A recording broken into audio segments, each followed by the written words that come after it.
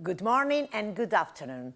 It is my privilege to welcome all of you to the ETF UNESCO International Conference organized in cooperation with EBRD, ILO and UNICEF. Actually, I also want to take this opportunity to welcome all our people, let's say, from the social media, Facebook, YouTube and LinkedIn. I'm Simona Rinaldi, I work at the ETF, and it is my pleasure to be today with my director, Mr. Cesare Onestini. Then, before we start, actually, hello Cesare. Buongiorno. Buongiorno. Buongiorno a tutti, actually. So, before we start, let me just explain you a few features about LiveBit, which is the platform where I hope and I guess you are. So, when you start, you are in the home page, and this is actually what you see. You have 4 squares for the languages. Select your languages and enter. If you are not in the right language, go back and select the right one. You also have the opportunity to give us some comments in the social wall. At the end of this event, go in the social wall, click on the icon and give us a comment. Perhaps you also find some information useful for you. Then, last but not least information, here you have a kind of agenda for all the icons you can click. Should you wish to go for a written question and answer, you actually click on the button, which is the purple one, am I right? Then, if you want to go for a live question, is the 3rd button, the green one. If you want to go for a Mentimeter engagement, what is Mentimeter? It's just a polling. We just want to interact with you as much as we can, despite the online environment. So those are the instructions. Whatever you need, you still have the possibility to have a button for the help desk. You click and you will have a super nice guy taking care of all your problems. Having said that, I think that we can go back to our program. Actually, today is the 4th day of the ETF UNESCO conference. And actually, we had 3 days of thematic sessions where we covered different areas that we will tell you more later. And we are here today to the high-level event, which actually is today and tomorrow until Friday lunchtime.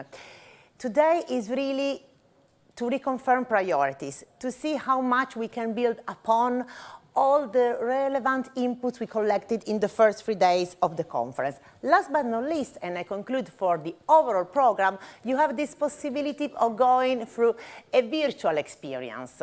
What is it? It is the Ideas Bazaar. At the end, in the famous social wall, which I referred earlier, you will go there, you click on the link, and you will have this virtual experience, but I don't want to tell you more. You will see it yourself. I think that's all for my side. So if you are ready, I think we can start with a super nice video on digital and green transition. I think the video can start. I thank you all, and I see you later. Thank you.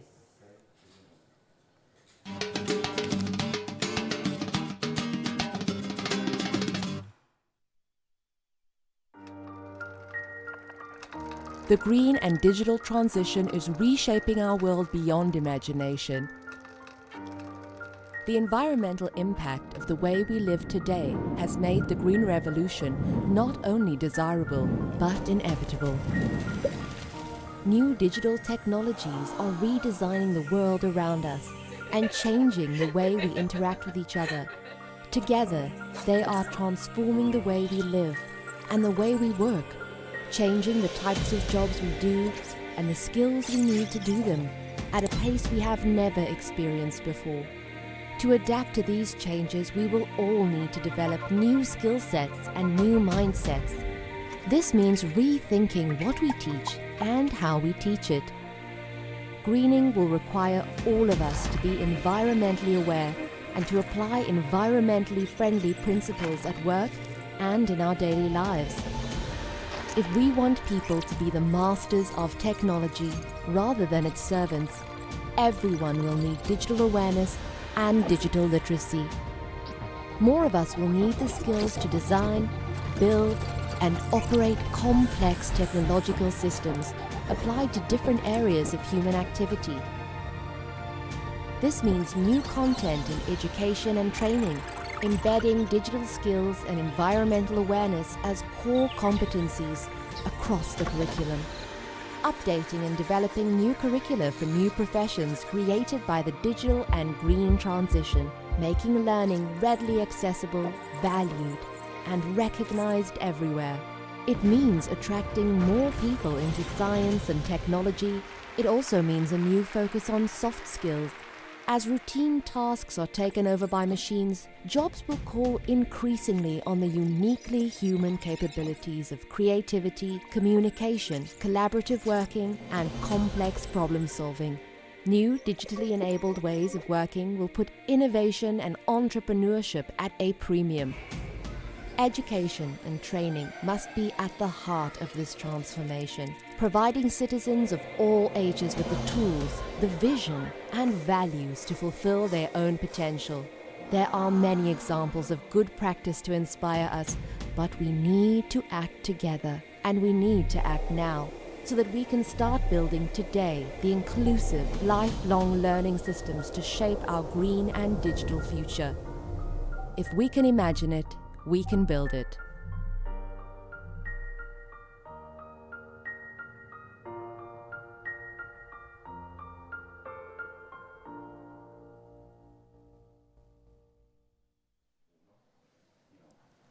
Good morning, ladies and gentlemen, distinguished speakers of the morning, friends, colleagues. It's a pleasure to welcome you all to this conference and to share with you some of the initial thoughts that we will discuss over the next 2 days. We have already started, as Simona announced earlier, on Monday, and we had 3 days of intense discussions and meetings and sharing knowledge. And we are ready now to take this knowledge and look at what needs to be done in terms of acting, developing a vision, and moving forward. Over the past 3 days, we had over 1,000 friends joining in the conversation, and with their input, we are able now to really shape the future. I would like to start this message with 2 words that we have heard in the video we just played: imagine and build. Imagine is an important message. Imagining is an essential skill for those of us who are in the education business. We know that imagining is one of these cross-cutting skills that we need in order to be able to implement and develop all other skills. And the critical thinking that needs to go with imagining is something that we need to develop all together. The pandemic has brought us together like never before. It has given an opportunity to imagine collectively.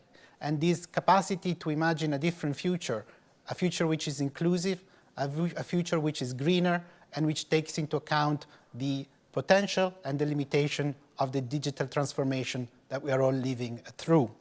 But imagining is only the first step. We then need to move from imagining to building.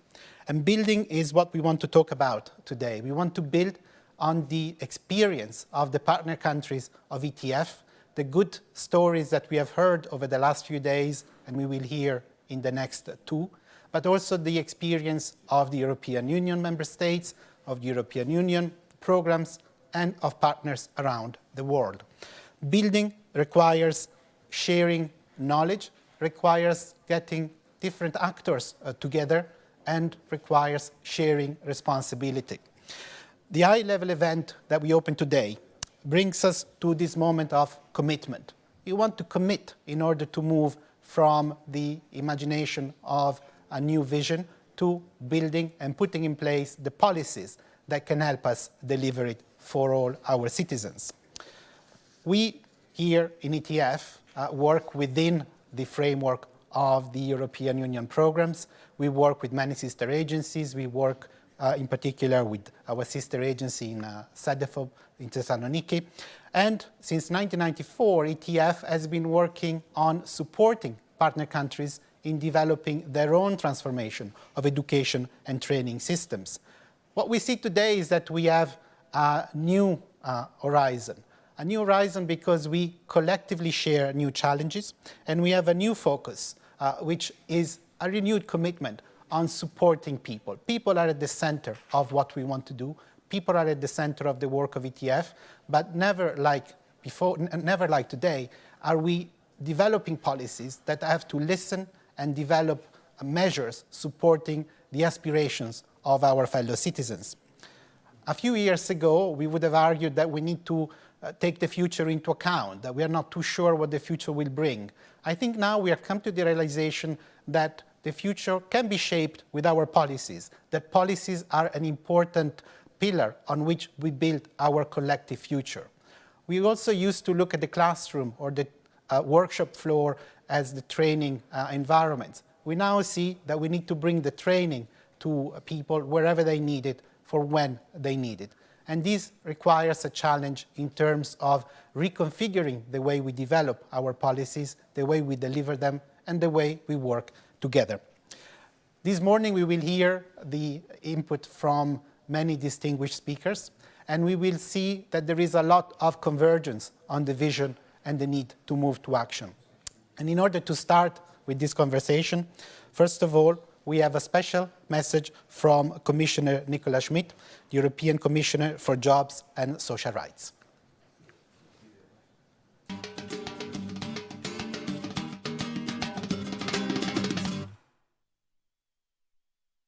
Dear Cesare, ladies and gentlemen, I am pleased to participate in this joint ETF-UNESCO conference on lifelong learning. This is of special interest to all training and education experts and policymakers in Europe and beyond.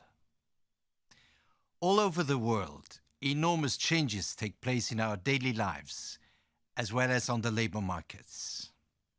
Digital technologies have deeply transformed the world of work over the past decade, and digital skills have become a prerequisite for most jobs. This means that there are no jobs for life anymore. Nobody can go through life with the same set of skills.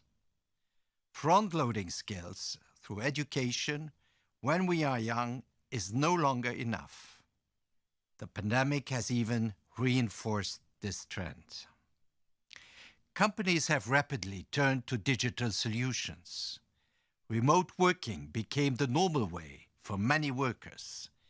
People had to change their consumption habits.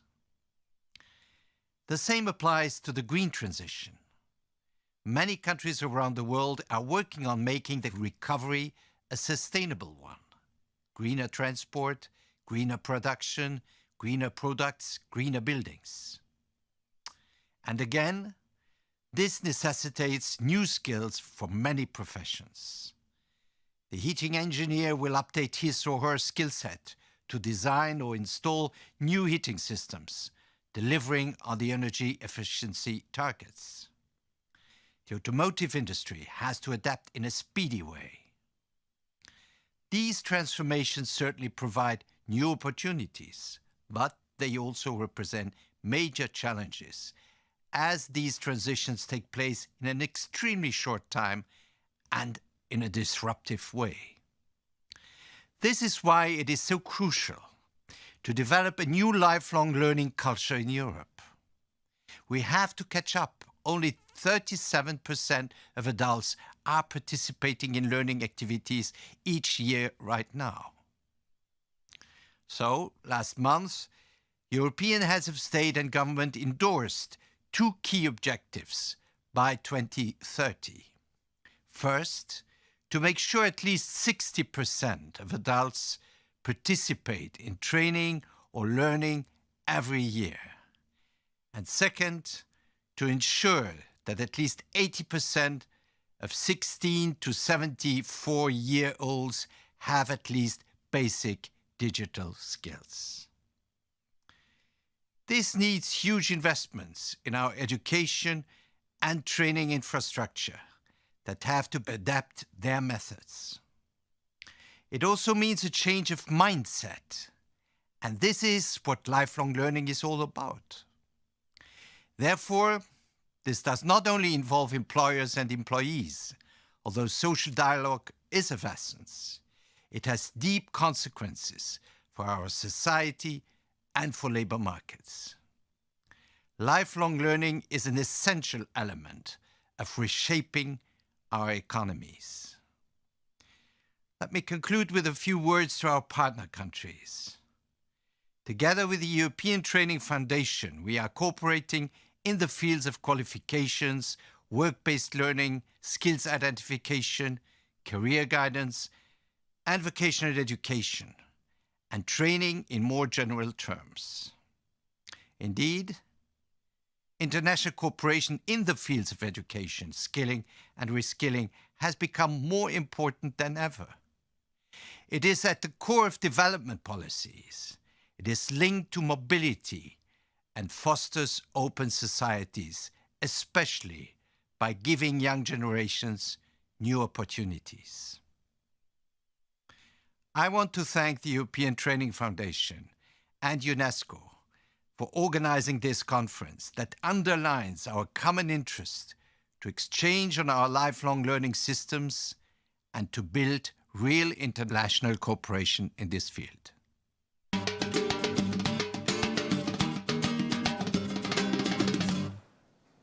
Thank you, Commissioner. Thank you for your words, and thank you for highlighting the importance of cooperation between the European Union and the partner countries of ETF in the neighborhood of the EU. But it's important for us to see this in the context of the wider achievement of the Sustainable Development Goals. And for us, it was essential and it was important to organize this conference with a very important partner, with UNESCO. And I welcome Stefania Giannini, the Assistant Director General for Education of UNESCO. Together, we share a lot of the goals of moving the agenda towards a future that allows lifelong learning opportunities for all. And we cooperate, not just on policies, but we cooperate with actions in many of the countries. It's a pleasure to give you the floor, Stefania. Thank you. Thank you very much. Good morning, everybody. Your Excellencies, dear Director Onestini, honorable ministers, I'm very happy to be with all of you today. And let me first thank the European Training Foundation for co-organizing with UNESCO this conference, and yourself, Director Onestini, for your leadership and the active participation of the European Training Foundation in the interagency group on technical and vocational educational training. Well, as already been said by Commissioner Schmidt, the pandemic has actually accelerated the digital transformation of our economies and societies, as well threatened the fabric of societies, so to say. It has cost nearly 4 million lives, hundreds of millions of jobs were lost, and the global trends towards poverty reduction reversed. So as the very recent and successful labor and education joint ministerial meeting in Catania under the G20 Italian presidency highlighted clearly it's about young people bearing the brunt of the crisis. Let me recall some numbers which can help us to figure out the picture we are moving on. The youth unemployment rate is nearly now 4 times higher than that of adults in the G20 countries. In numerous countries in the world, we see as UNESCO through our global observatory that more than 40% of all employees are under as well as overqualified. And the UNESCO Institute of Statistics have documented the impact of this crisis on school systems in terms of closures of schools and universities, as well as technical and vocational training centers affected attendance and learning of young people. The proportion of students reaching basic proficiency in reading and maths, the basic competencies, fell and risk taking years to rebound without remedial and very specific measures. Well, women, young women in this picture are very much the highest segment of society affected and further disadvantaged than they were before. They are twice as likely than boys to be neither in employment, education, or training, with employment losses higher for young women during the pandemic. Well, at the same time, let me mention another important dimension we have to take into account, evidence is mounting that climate change, the loss of biodiversity, and environmental degradation are accelerating. So the world, to put it simply, is not on track to achieve the agenda for sustainable development by 2030. And then urgent radical action is actually required to mitigate and adapt to the environmental crisis and the social crisis which are facing actually in these very challenging times. So to contribute to these efforts, we are building together a new kind of partnership within the UN system with the European institutions. UNESCO, let me mention an important initiative launched recently, a Global Skills Academy, to equip 1 million youth with digital and employability skills through partnerships with the private sector and other important main actors. Let me also recall a set of policy measures that can support the process of school to work transitions. I presented this set of policies to ministers of education and labor during the joint ministerial conference in Catania a couple of days ago. And it's a kind of common agenda we can try at European level as well as in other regions of the world to implement together. First, it's about equipping youth with employability skills, including digital skills, of course. Second, deliver quality career guidance and access to information. This is an important component, and this is an essential role in empowering youth with the knowledge and the confidence they need to make right choices. And third, adapt flexible learning pathways and credential systems, including micro-credentials that allows recognition of skills acquired in different settings, such as MOOCs and everything. I think that the COVID-19 crisis makes the need for a new agenda, the need for relevant skills development opportunities even more pressing.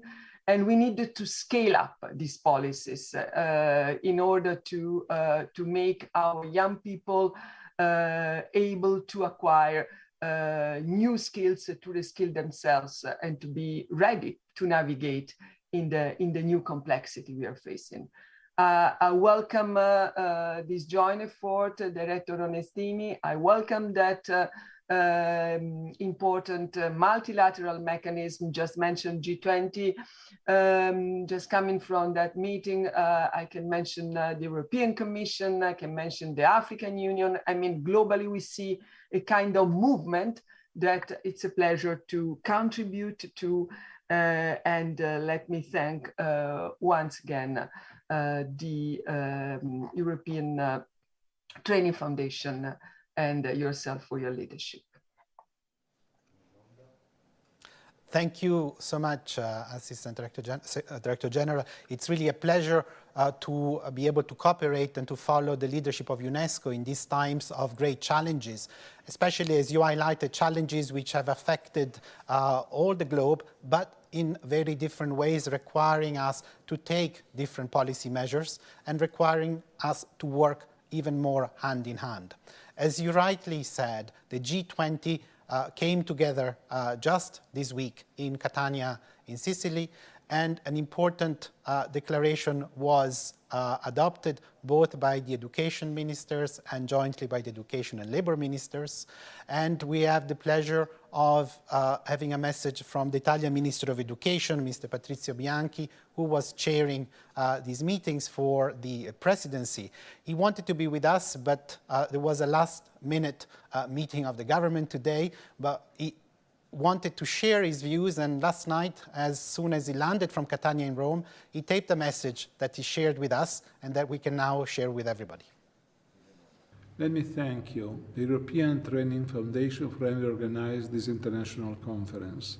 We are just arrived from Catania, where we have this important meeting of the G20 countries, the 20 most industrialized countries. Decided to meet in Catania to discuss about the role of education in the present world.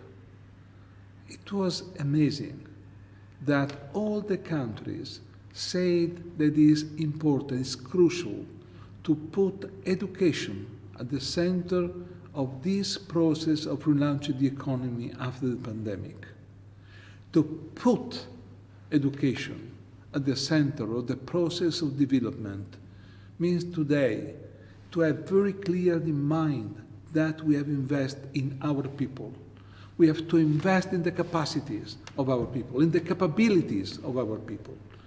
Means to have the idea that it's not possible to relaunch the economy if we don't relaunch a different economy, if we don't relaunch a sustainable economy, economic, environmental, social, sustainable economy. But this means also to have very clear in mind that we have to invest in educational systems. Once upon a time, we can consider that education was simply a matter for our children. It was a matter for the babies, for our sons and daughters, and we have a period of our life devoted to education. Not now. Now we know that the entire life must be devoted to be educated. In the society that we call the knowledge society, is necessary to have a continuous process of learning. This idea that is the capacity of the people to maintain the capacity to learn, to transform also the instrument for learning. But this idea that learning is a process that is a long life. A life devoted to a continuous transformation, devoted to the continuous capacity to enrich my own capability and in the same time also the capabilities of the entire society. It's extremely important that now Europe is investing money, investing resources, investing human resources in this mission. The role of Europe is crucial now in the new world economy. It's crucial because the entire world needs Europe. Europe means culture, means history, means the capacity to couple technologies and humanities, means the capacity to have solutions, but also solutions that are designed, customized to answer to the new emerging needs. All these activities is also this idea of the new economy. The new economy is an economy of people, for people. It's an economy where the ancient ideas that the wealth of nations is the capacity to organize the capacities of the people. The old idea that the wealth of nations is the capacity to organize skills, dexterity, and judgment is nowadays the new frontier to go out not only from the pandemic, that the COVID pandemic, but from the pandemic of stagnation, the pandemic of the idea that most of the people, the young people, they can have also a period of their own studies, but without the possibility to have their own job. Now, we have to invest more in a long life system of education. I am not saying that different national systems. I understand that it's possible to have different pathways to arrive to the idea to have an European system, putting together, compounding together the different national systems. But now we have the ambitions to work for a European long life learning system that can be the leader, the reference for all the people around the world that are working on this idea of a better world, a better life for everybody. And this is the idea that this conference is proposing. The idea that all the governments in the world, surely the G20 governments, and on the other side, the international institutions, and let me say in particular UNESCO, are now joined together to win these extraordinary challenges.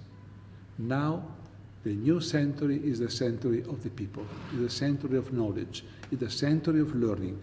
And for this reason, I think that it's extremely important that all the governments, all the institutions, all the representatives are engaged together in this extraordinary challenge that is involving the life of our people, our children, our sons and daughters.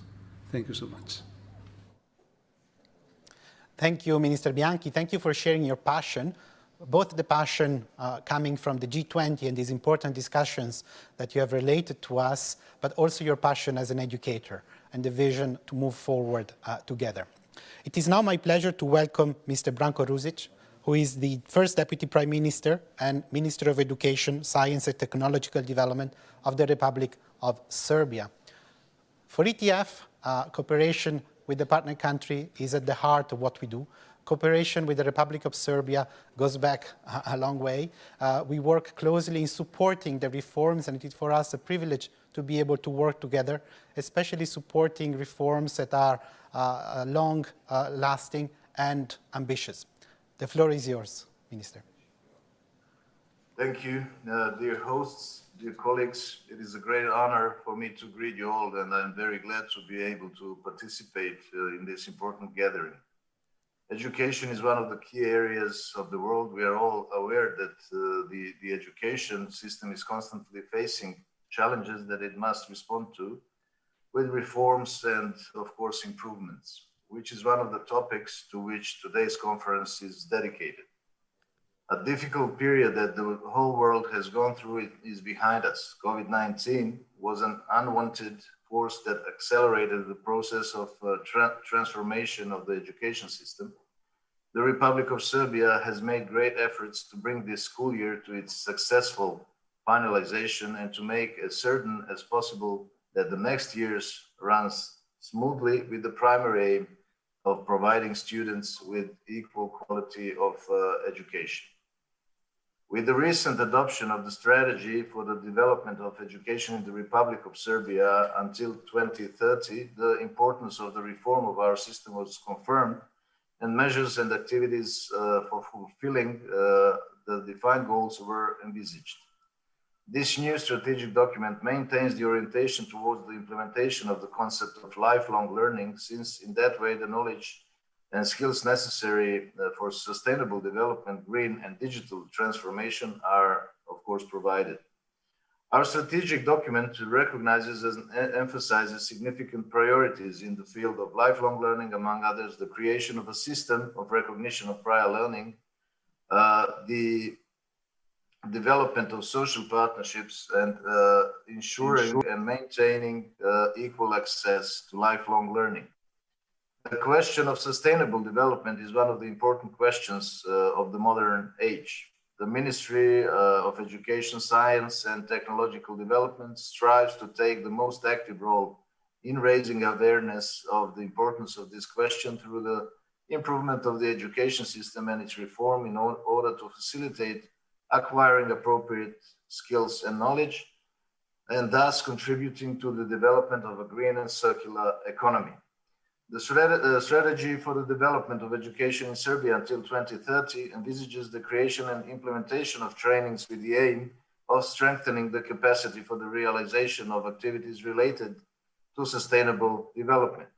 The Republic of Serbia participates in numerous initiatives at various levels, from national to international, which incorporate and promote sustainable and inclusive development, and further confirms the importance of such issues for us and explains active participation of our country. The Ministry of Education, Science and Technological Development has made great efforts related to the process of digital transformation. As envisaged in our strategic documents, in the forthcoming period, this will be secured through development of digital education and notably by fully implementing the unified education information system and the evidence-based and data-based decision-making. Special attention will be given to providing support to educational institutions in order to improve the digital capacities and competencies of students and employees in education. We also plan to develop the framework for assessing the capacity of primary and secondary schools to organize distance education in case when direct work with students is suspended for any reason. Schools will be provided with support for the organization and realization of hybrid and online teaching, and we also plan the establishment of public, state-owned online primary and secondary schools. All these mentioned are just some of the activities that the Republic of Serbia plans to carry out in order to improve its educational system. I'm of the opinion that the educational system simply has to be in continuous development and transformation in order to adequately respond to the challenges of modern society. Finally, let me extend my sincere gratitude to you, dear guests and participants in this dialogue, for taking the time to work together on important topics such as these, as well as to express my hope that our future cooperation will be very useful for all participants in the process and for society as a whole. Ladies and gentlemen, thank you for your attention, and I wish you successful work. Thank you, Minister. Thank you very much for your words, showing us how an ambitious reform requires a vision, but also requires a lot of policy changes. And this is the subject matter that we will be discussing over the next 2 days. We now move to another part of the world, and I am pleased to welcome Mr. Kichashvili, Deputy Minister of Education and Science from Georgia. Welcome. Georgia is another country which is deeply engaged in reforms of skills in a lifelong learning context, and a country with which the ETF has the pleasure to work very closely as part also of a number of European Union programs. The floor is yours. Thank you very much, Mr. Onestini. I'm very happy to greet you from Georgia. I'm really honored to participate in this panel. And I would like to also greet all the participants from different parts of the world on this conference. From the perspective of the country which dynamically transforms and develops the economy, it is quite challenging to face the global and at the same time the local problems as well. As a young democratic society, we need to relearn and upskill really every day. It might sound a little bit cliched, but it's the fact. All we have as a small country is the people. So creation of the ecosystems which enables each and every person to at every age to learn, study, reskill and upskill has been a goal of Georgia for decades. And it's in this regard, we are facing quite a lot of challenges. So first of all, we have the challenge that we have in our society, we have people with diverse needs, which also change. I mean, the needs of the people as the people change by themselves, especially during the social crisis and pandemic. And it creates for the country the problem of accessibility to the skills and education. Then the economy is turning digital. It's a global process, but it's very obvious in Georgia as well. And we need to adapt and prepare the society for that. There are new trends, new economic directions. There is a wave of startups in Georgia, technology companies. So it needs the adaptation from the labor force side, and government has to be very quick and dynamic to follow and be step forward of these trends and processes. Then the next challenge is that the old approaches and methods and mechanisms we used to apply in education does not work anymore, and for the modern world and for the modern challenges. So we need to be very creative and come up with the innovation and very dynamic changes, as the Minister of Serbia mentioned as well. Then we have the very huge global challenge, which is the changes in the environment. And for Georgia, this is another resource we have in Georgia. This is the nature. Beyond the people, then we have the nature, which is the only resource for us. And our economy is very much depending from the nature, from the tourism and agriculture. So we need to be also very proactive to move forward in terms of greening agenda, since it reflects on our economy and our livelihoods directly. Finally, I'd like to also highlight that the resources the country has are very limited when it comes to reforms, and we have learned that we need to be very efficient, and the collaboration is the very important aspect which we need to consider, since alone the state, without joining the forces with the private sector and civil society, cannot go further. Sometimes we need to come up with very innovative and sometimes with risky solutions as well. Since we have learned that private sector is the key partner we need to act with in terms of skills, we came up with the new concept, and in April of this year, we enabled and established the new platform. This is the Skills Georgia non-public organization, which was co-established and will be also co-governed by biggest business associations, 6 biggest associations of Georgia, and 6 ministries of Georgia, aligned ministries of Georgia. The agency will assure that the relevance of skills, will assure the relevance of skills in the country, and will accelerate the process of skills provision and increase the efficiency and effectiveness of speed of the reform implementation in terms of skills and education. So the agency will focus on work-based learning, will focus on reskilling and upskilling, and as well as on entrepreneurial skills development and digital skills development, since Georgia decided that these are the most important future skills which our citizens, and especially youth, need to be acquired with.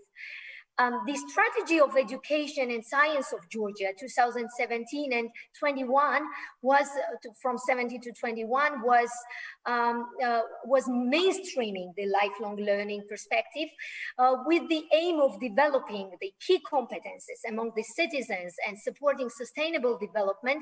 The strategy was clearly reflecting the digital transformation and sustainability concepts, which was also implemented in the given period.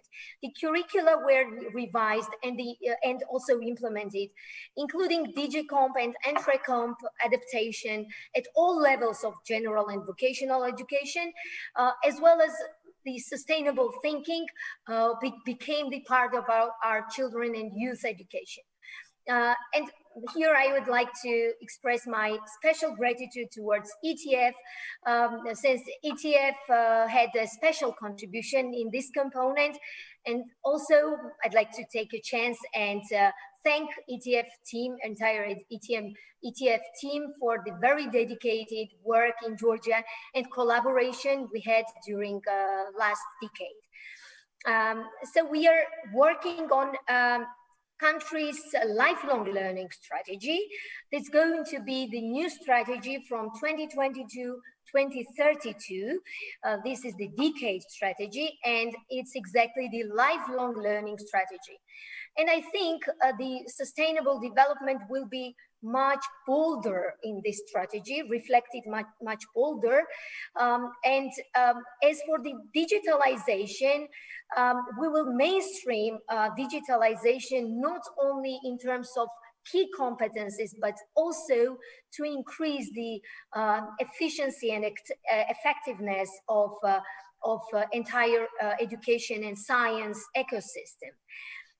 In general, I think that after we have all these strategies and all the concepts, and we have already internalized all the ideas of greening and digitalization, especially in the context of lifelong learning, now we need to be more proactively, we need to act more proactively, and we need to be more creative, because I believe that after COVID-19, the maturity level and readiness of our societies globally, but I can speak for Georgia, to really internalize and apply the greening concept is much higher and much increased. I think that the sustainable thinking has become more sensitive for them. And I would say this thinking turned more to feelings, to sustainable feelings. And I think that the pandemic as well forced us somehow to acquire digital skills and to see the importance of digital skills, as well as our entire society, and to develop the digital culture, which is much more than digital skills or digitalization concept. The culture is already there, which is in action. And we hope that by joining our forces, with our stakeholders, with our local stakeholders, also with our global stakeholders, international partners, and with the support of our international partners, Georgia can really become a strong and decent global partner to overcome the global challenges together. Thanks for your attention. Thank you, Minister, and thanks for sharing with us this focus on people and nature, but also thanks for sharing with us very concrete examples of what Georgia is putting in place in order to put in motion the reforms which are needed. With that, a big thanks to all the speakers this morning. With your help, we have really been able to set the scene for the transformations that we want to see happen in the coming years, and especially meeting the challenges that the pandemic has brought upon us. I think we have had a great overview both at the challenges at the global level as well as the national level. I thank in particular the ministers from the partner countries for bringing this perspective. I thank Minister Bianchi for bringing the view of the G20 and the commitment that the G20 has shown. I thank the Commissioner for the European engagement and the support that we are able to provide to partner countries together with the European Commission. And I thank in particular Assistant Director General Giannini, the co-host of this conference for the next 2 days. For us, cooperation with UNESCO is one of the pillars in order to be able to deliver and move to the action. We're now ready to move on and get started with the rest of the conference. But before we do that, over the past few days, we already had a lot of interesting stories. We heard a lot of comments and input, and we want to share some of that with you. We only have one regret as well. We have the regret that we cannot have you in Torino with us. So given we have not been able to bring you to Torino, we want to bring a bit of Torino to you. So in the next session, you'll also be able to see a little bit of Torino, hoping to see you back here as soon as possible. Big thanks to everybody, and the floor is yours, Simona. Hello, everyone. Welcome to the ETF News. We are here today to talk about a very serious issue, the ETF UNESCO conference in cooperation with UNICEF, ILO, and EBRD. We're gonna go to our reporter live on the scene with the 6 thematic areas of the conference straight away from the corner of Turin. Thematic session 1, adapting to a changing skills demand, from Monte dei Cappuccini, Turin. Work evolution has become a revolution. It's about being digitally savvy, adaptable, and resilient against the backdrop of technological and climate change, accelerated by the pandemic. That was the message from ETF expert Iwona Ganko at Monday morning's session on adapting to a changing skills demand. The session first reviewed how global drivers of change are transforming the world of work. It then looked at how people are responding to these changes and what systems can do to support them. Young people feel the education system is not giving them the skills they need to thrive in this new world. And they feel they don't get enough support in their learning and career choices. Systems need to accompany individuals through their many transitions they will face. The world of the future is unpredictable and fast-moving. People need opportunities to develop core competences and have effective career guidance at all ages and stages in their lives. This is Adriana Lopez Martin reporting from Monte dei Cappuccini in Torino for the ETF.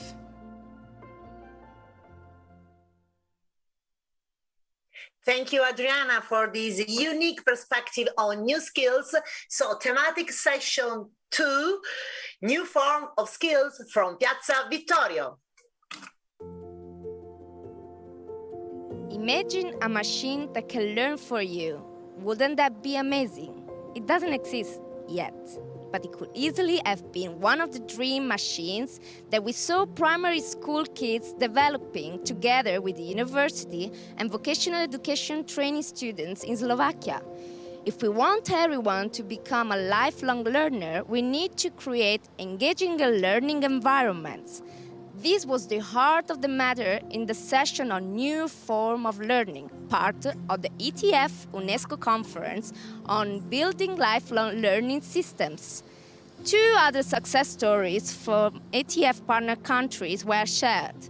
Learning to weld using augmented reality in Tunisia and dancing against corruption in Ukraine.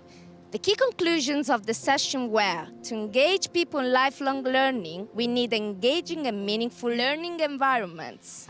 We need to be creative and break with traditional models. We need to put learners center stage and listen to them. I'm Michela Zabaia reporting from Piazza Vittorio for the ETF.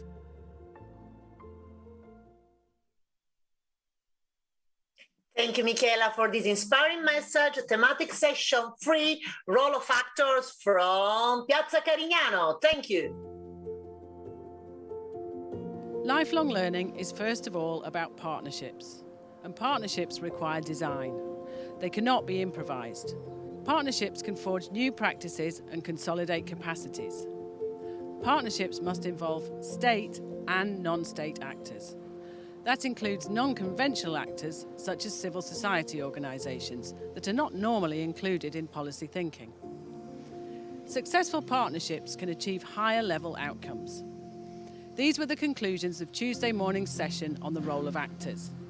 Examples of good practice came this time from Albania and Serbia, Palestine and Moldova. They highlighted the key issues and sparked a stimulating and wide-ranging debate among the participants. The session also looked at 2 innovative ways of mobilising resources: social impact bonds and individual learning accounts. Concluding the session, ETF expert Silvia Taurelli said, "Let's start small but aim high in terms of quality of skills and sustainable benefits." This is Jo Anstey reporting from Piazza Carignano, Torino for the ETF.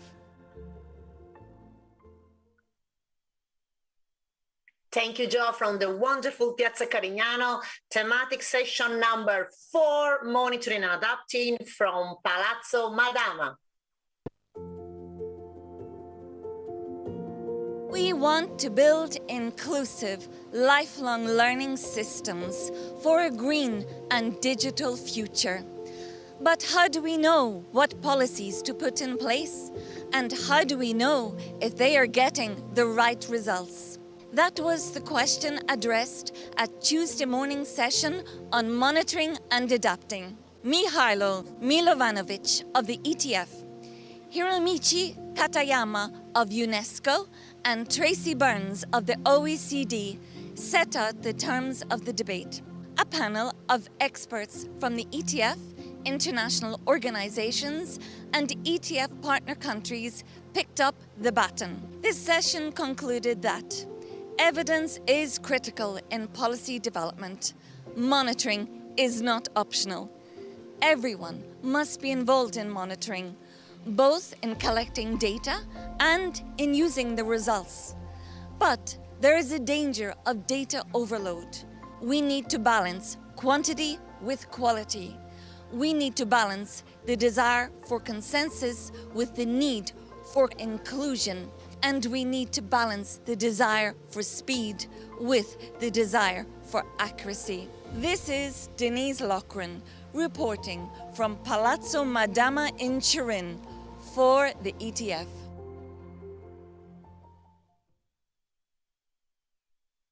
Thank you, Denise. You certainly made us reflect. I think we can quickly move to section number 5, Skills for All from Palazzo Reale. Montenegro and North Macedonia gave examples of how we can reach out to disadvantaged groups. Portugal showed how the skills of thousands of people obtained through prior learning could be validated. Turkey demonstrated how a national qualifications framework can promote flexibility rather than narrowing learning descriptors. These inspirational stories were discussed on Wednesday morning at the Skills for All session.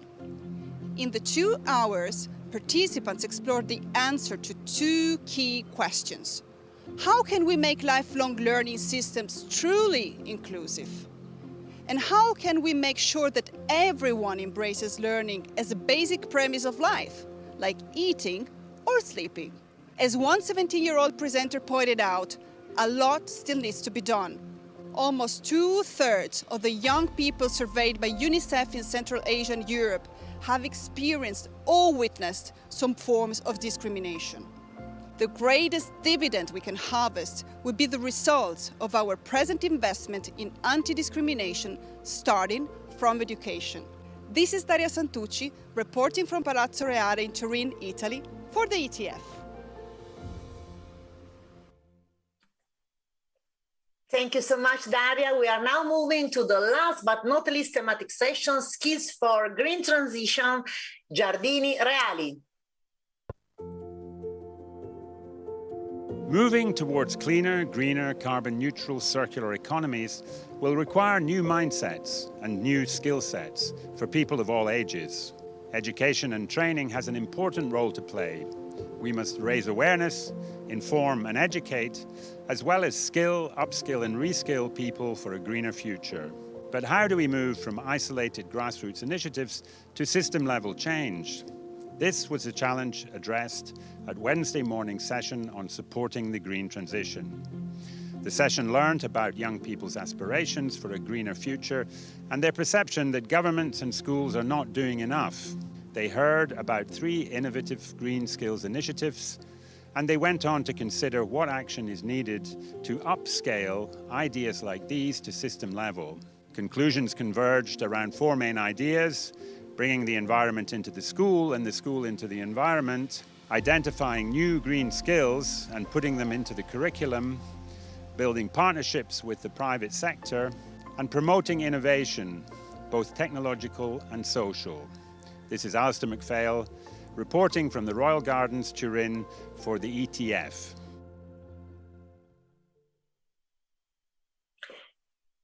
Thank you so much to all of our reporters. But actually, since we want to be a special TV news, we are also an interactive TV news, which means that now all of you who are in live bit, you will look at the icon. You will actually look at the icon on the right of your screen, which is a light blue. You click on that icon, which is Mentimeter, and we have a poll because we want to know from you what is the best corner of Turin. Please let us know. I'm personally from Torino. I want to know what is your best.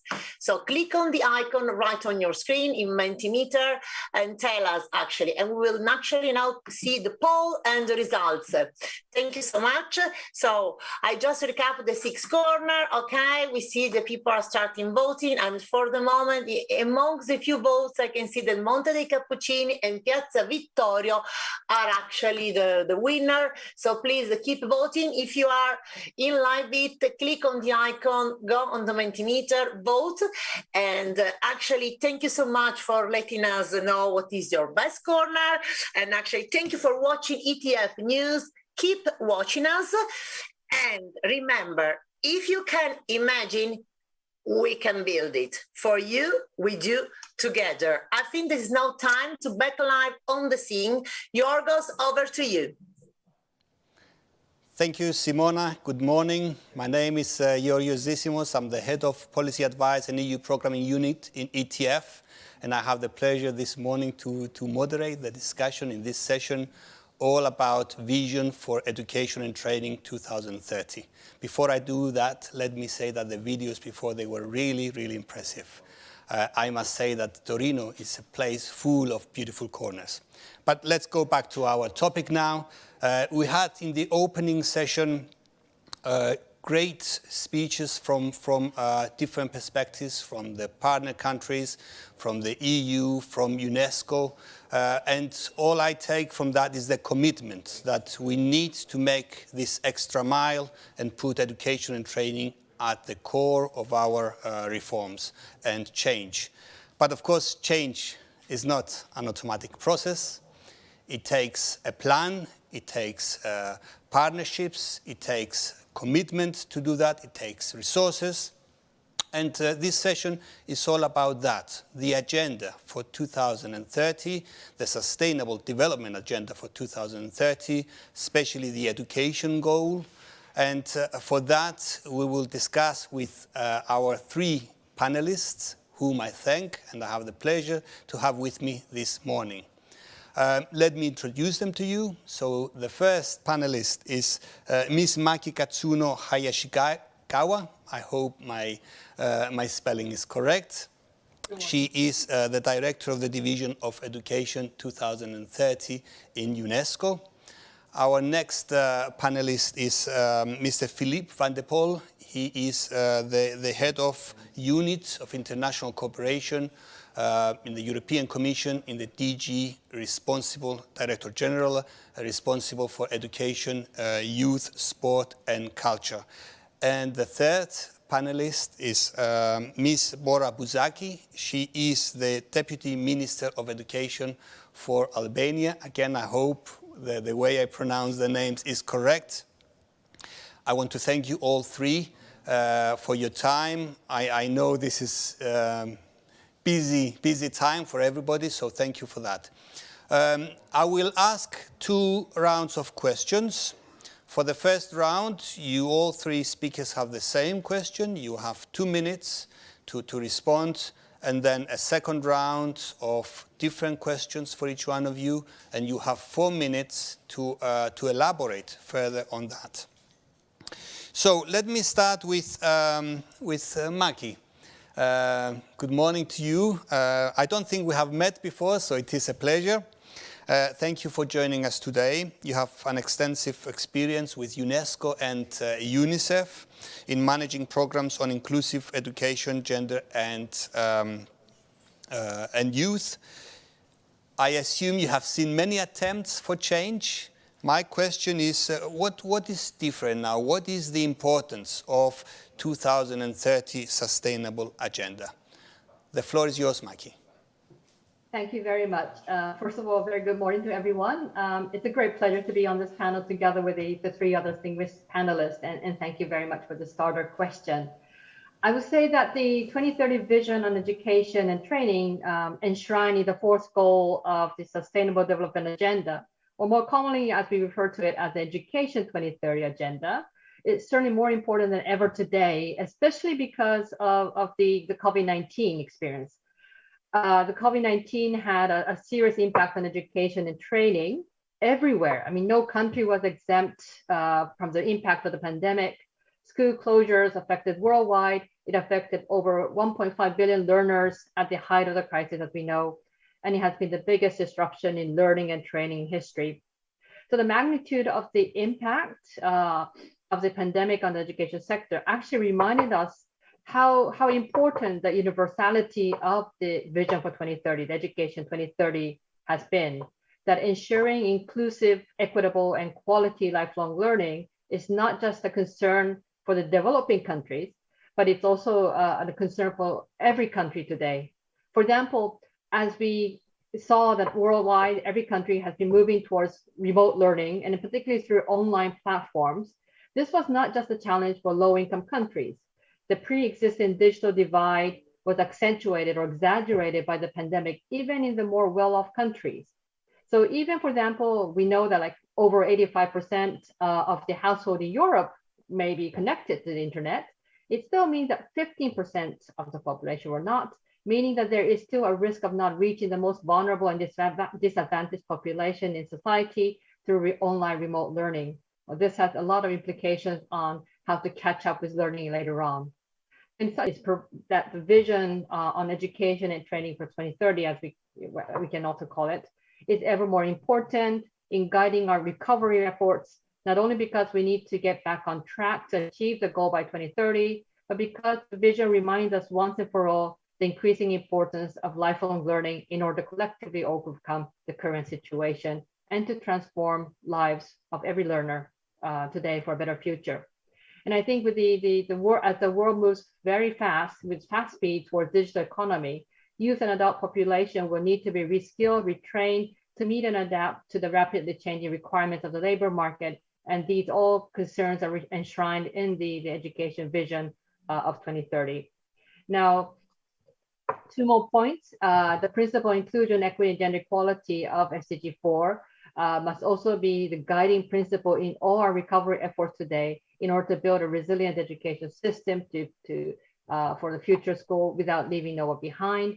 And also a final point with regard to this question is that I would like to share here is that there are also, in order to successfully get through this crisis together, we really must put education at the center of all development efforts as a main driver for sustainable development over the next remaining 9 years. And so that transformative fourth education training can be helping all learners to fulfill their potential in the coming years. Thank you very much. Back to you. Thank you, Maki. Your comments echoes very well the comments made earlier on also from Ms. Giannini from UNESCO that we need to make radical steps. The situation today is not the best one we would hope for, so we need to make this big change to reach the 2030 agenda. Philippe, thank you for being with us today. You have extended experience in the European Commission. You worked before also in the Director General for Employment, and the last 5 years you've been the head of unit in DG EAC. So we value your opinion to see what is really the importance for the European Commission of the Sustainable Agenda for 2030. Philippe, the floor is yours. Yes, thank you so much. And just to say that I'm also very happy to be part of this panel. So many thanks for the invitation and for giving the floor to the European Commission. I must say that I also fully subscribe the comments already made by Maki, because basically also for the European Commission, we do attach great importance to Sustainable Development Goal 4. In fact, we realize that none of the other Sustainable Development Goals can be reached without this specific goal. So that's also why at European level, SDG 4 is guiding our action in the field of education and training. And maybe I would just like to focus on one aspect, which is that internally, member states of the European Union have set for themselves an ambitious agenda for 2025, building a European education area inspired by the work of SDG 4. And basically what we try to do with this European education area, it is to embrace a forward-looking, holistic and people-centered vision of education. So it aims at strengthening the resilience of European education and training systems in the face of the digital and green transition. So a lot of work has already been ongoing with member states, and member states agreed to work on 5 strategic objectives. Just to list them very briefly, so it's about, firstly, quality, equity and inclusion in education and training. Secondly, making lifelong learning and mobility a reality for all. Thirdly, supporting, very importantly, teachers and trainers. Fourthly, reinforcing higher education. And fifthly, supporting the green and digital transitions. And basically, as a means of tracking progress on education and training, member states have agreed on a set of EU targets to be reached by 2030, so actually coinciding with the SDG timing. I think it's also important, maybe as a very final point, to stress that the European Commission sees the geopolitical dimension of this European education area as a transversal priority.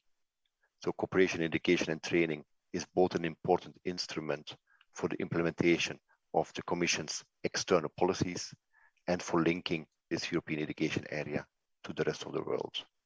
So this will help open new avenues for interaction and cooperation with the international education community with the view of supporting the attainment of SDG 4 throughout the world. So that's just very briefly some introductory comments. Thank you. Thank you, Philippe.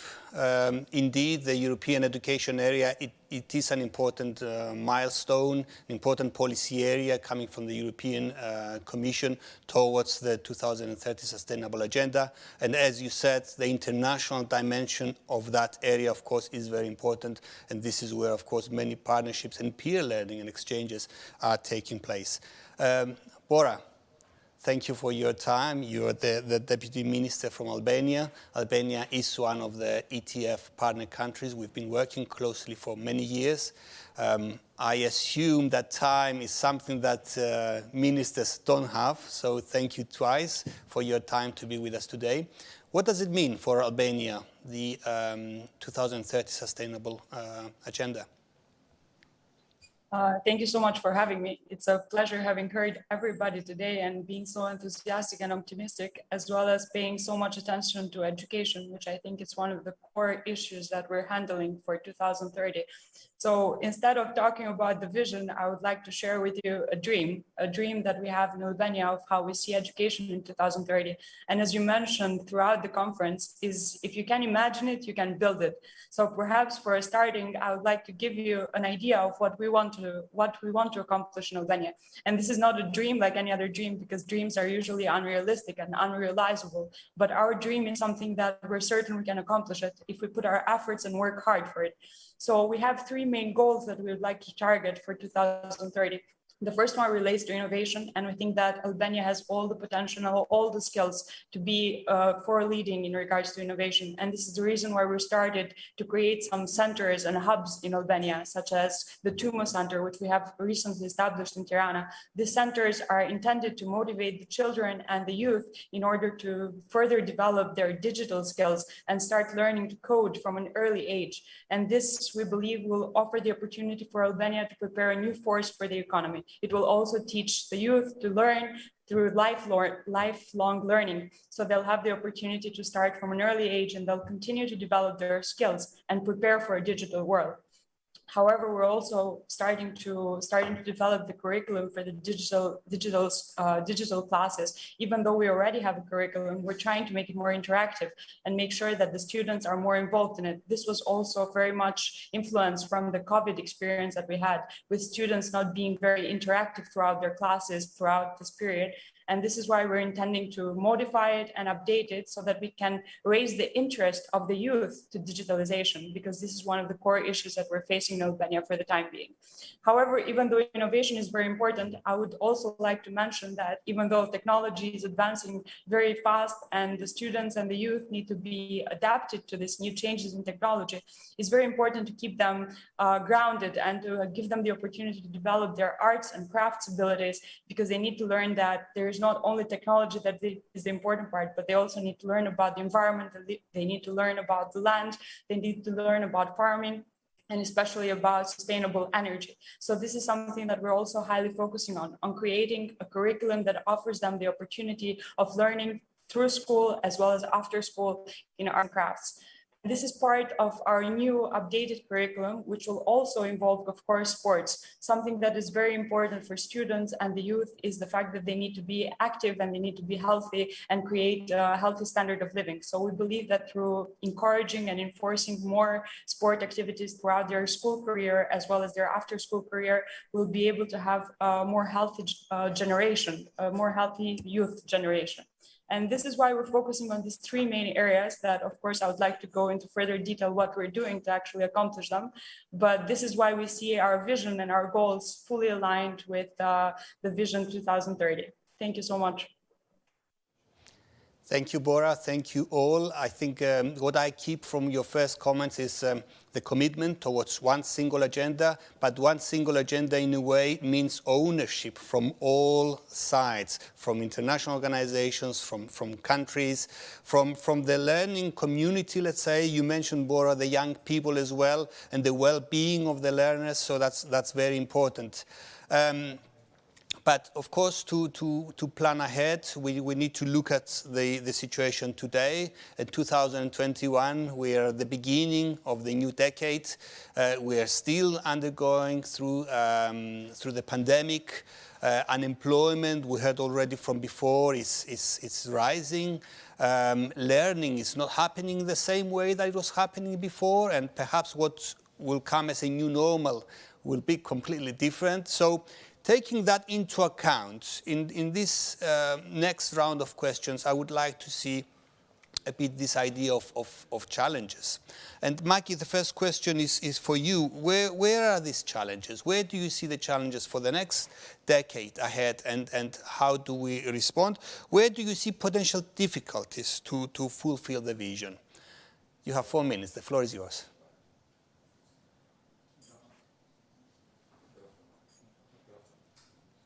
Microphone. Apologies. Yeah, so after 1 year, we see that recovery efforts are accelerating everywhere and schools are reopening. Yet this crisis has been prolonging more than expected, and we have these different waves and pandemic coming and going still today. And only just about half of the countries in the world still have been able to fully open their schools.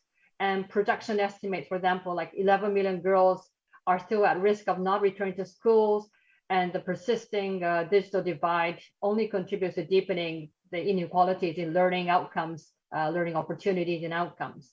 And unfortunately, we are just really beginning to understand the global picture, the scale of the learning loss, but we can really say already that the gains made over the past 2 decades could really be erased if we do not redouble our efforts and protect and mobilize resources for education training.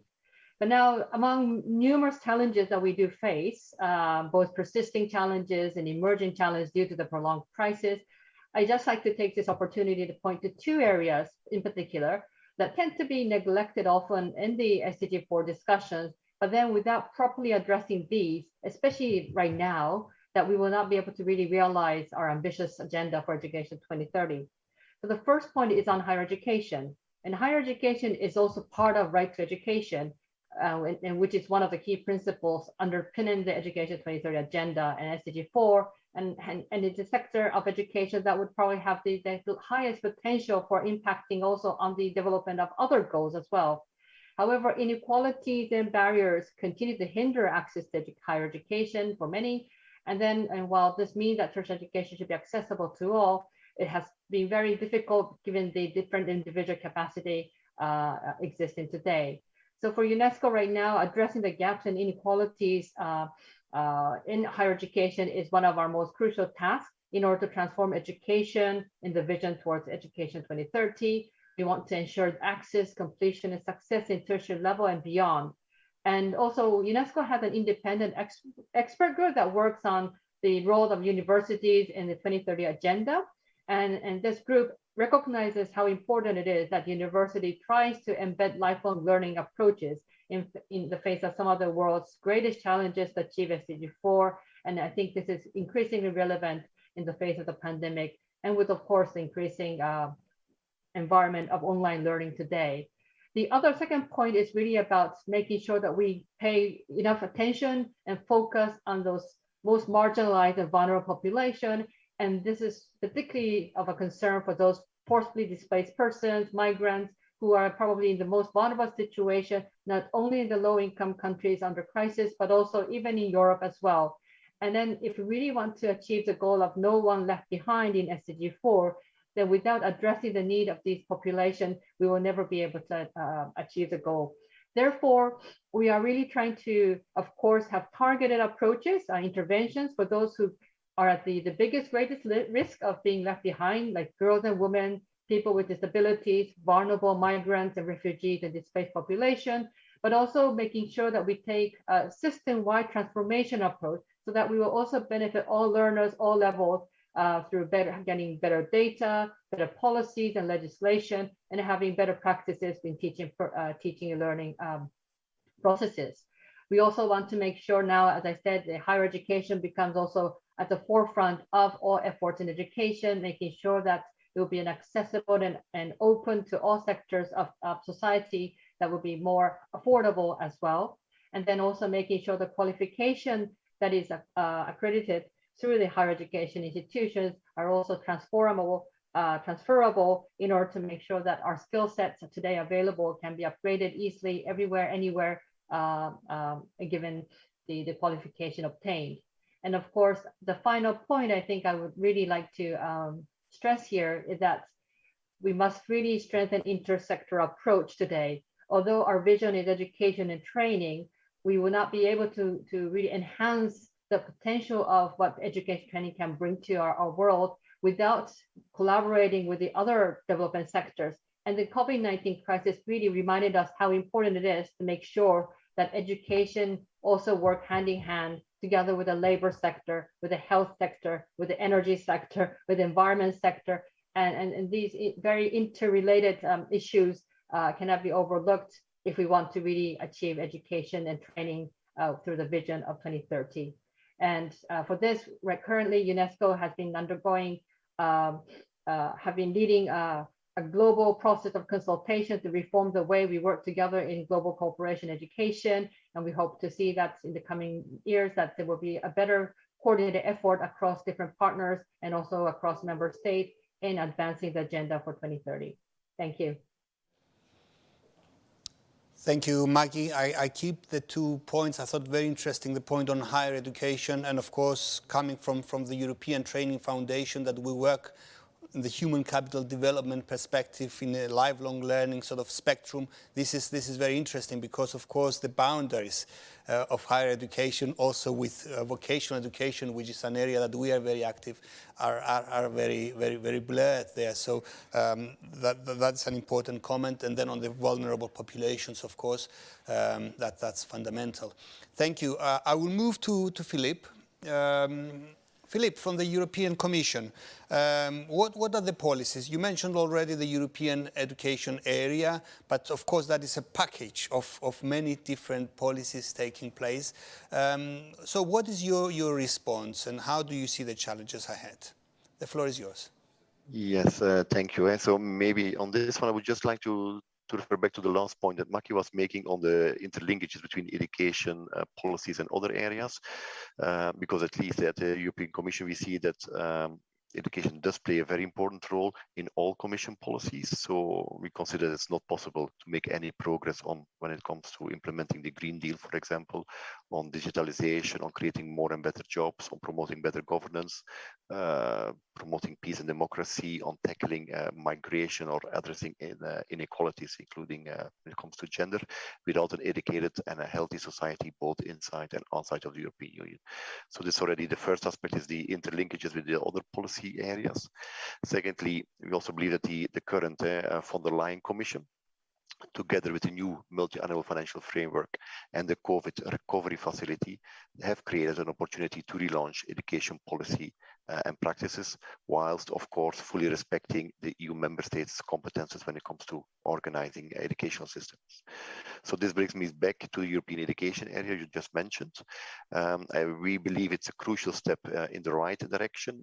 It is a chance to rethink the effectiveness of education and to reflect on how it can play a better role for individuals as part of a more inclusive and more prosperous society.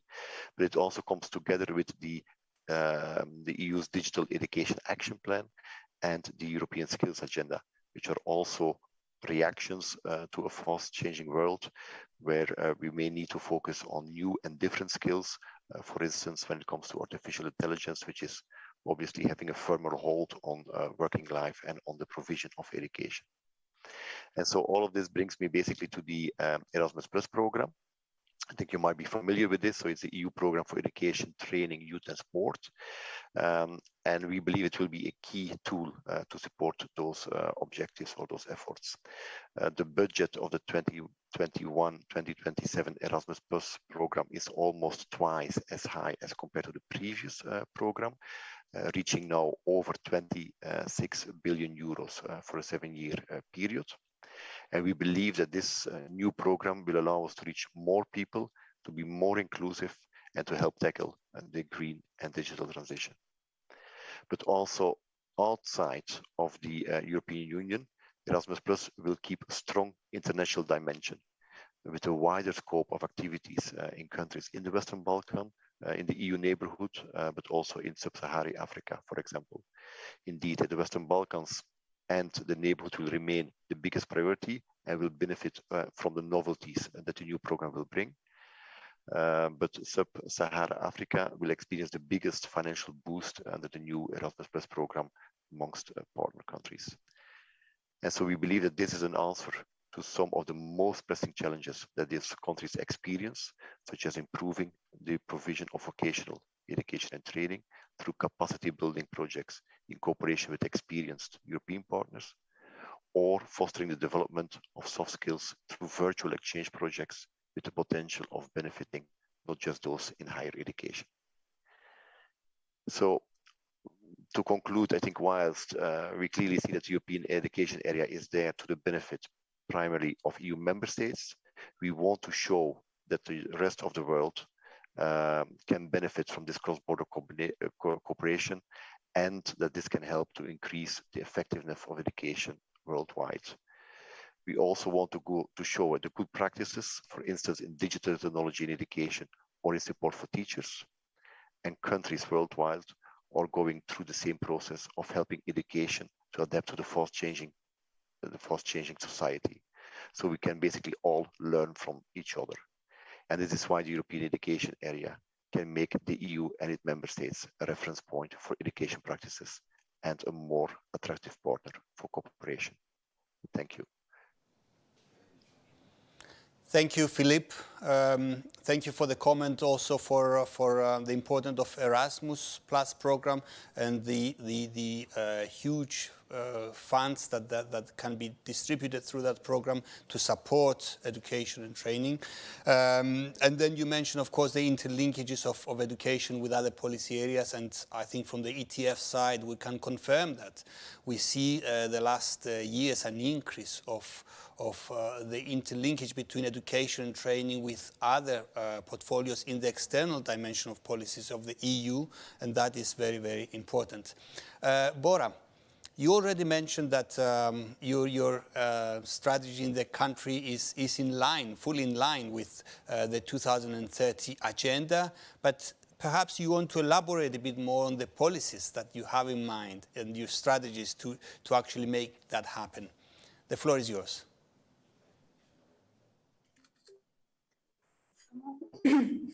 Thank you. As I was mentioning, our vision for the national education strategy is very much aligned with the 2030 vision, and it aims to provide an inclusive education based on principles of equality and lifelong learning, which will enable the quality training of our individuals and will also contribute to their well-being, as well as their strengthening of democracy and our country's integration in the European Union. Our strategy relies on three main goals. The first one relates to pre-university education, which is in regards to the provision of quality and inclusive pre-education that enables students to develop their knowledge, skills, and attitudes. This will be accomplished through the increasing access to preschool education, which has been an issue that we've tackled in the past, as well as the increasing the access to pre-university education. Furthermore, we intend to provide a quality education to children from vulnerable groups, which has been also another issue that we haven't fully targeted as of yet. Another concern is the increase of quality of teachers and their ability to teach, as well as their motivation and trainings. Another issue is the learning tools for competency-based curriculum. Lately, we have actually made a competency-based curriculum. However, our teachers are not yet fully trained to provide such curriculum in the way that is intended. This is the first element, whereas the second element, its policy goal, is the provision of effective and efficient management of the education system at all levels, based on the functional mechanisms for quality assurance, transparency, and accountability. This relates on three main pillars. The first one is the increasing of inspections to ensure that all standards and quality are followed throughout our education system in Albania, as well as the improving of leadership management of both teachers and school directors. Another issue is the external and internal evaluation as well.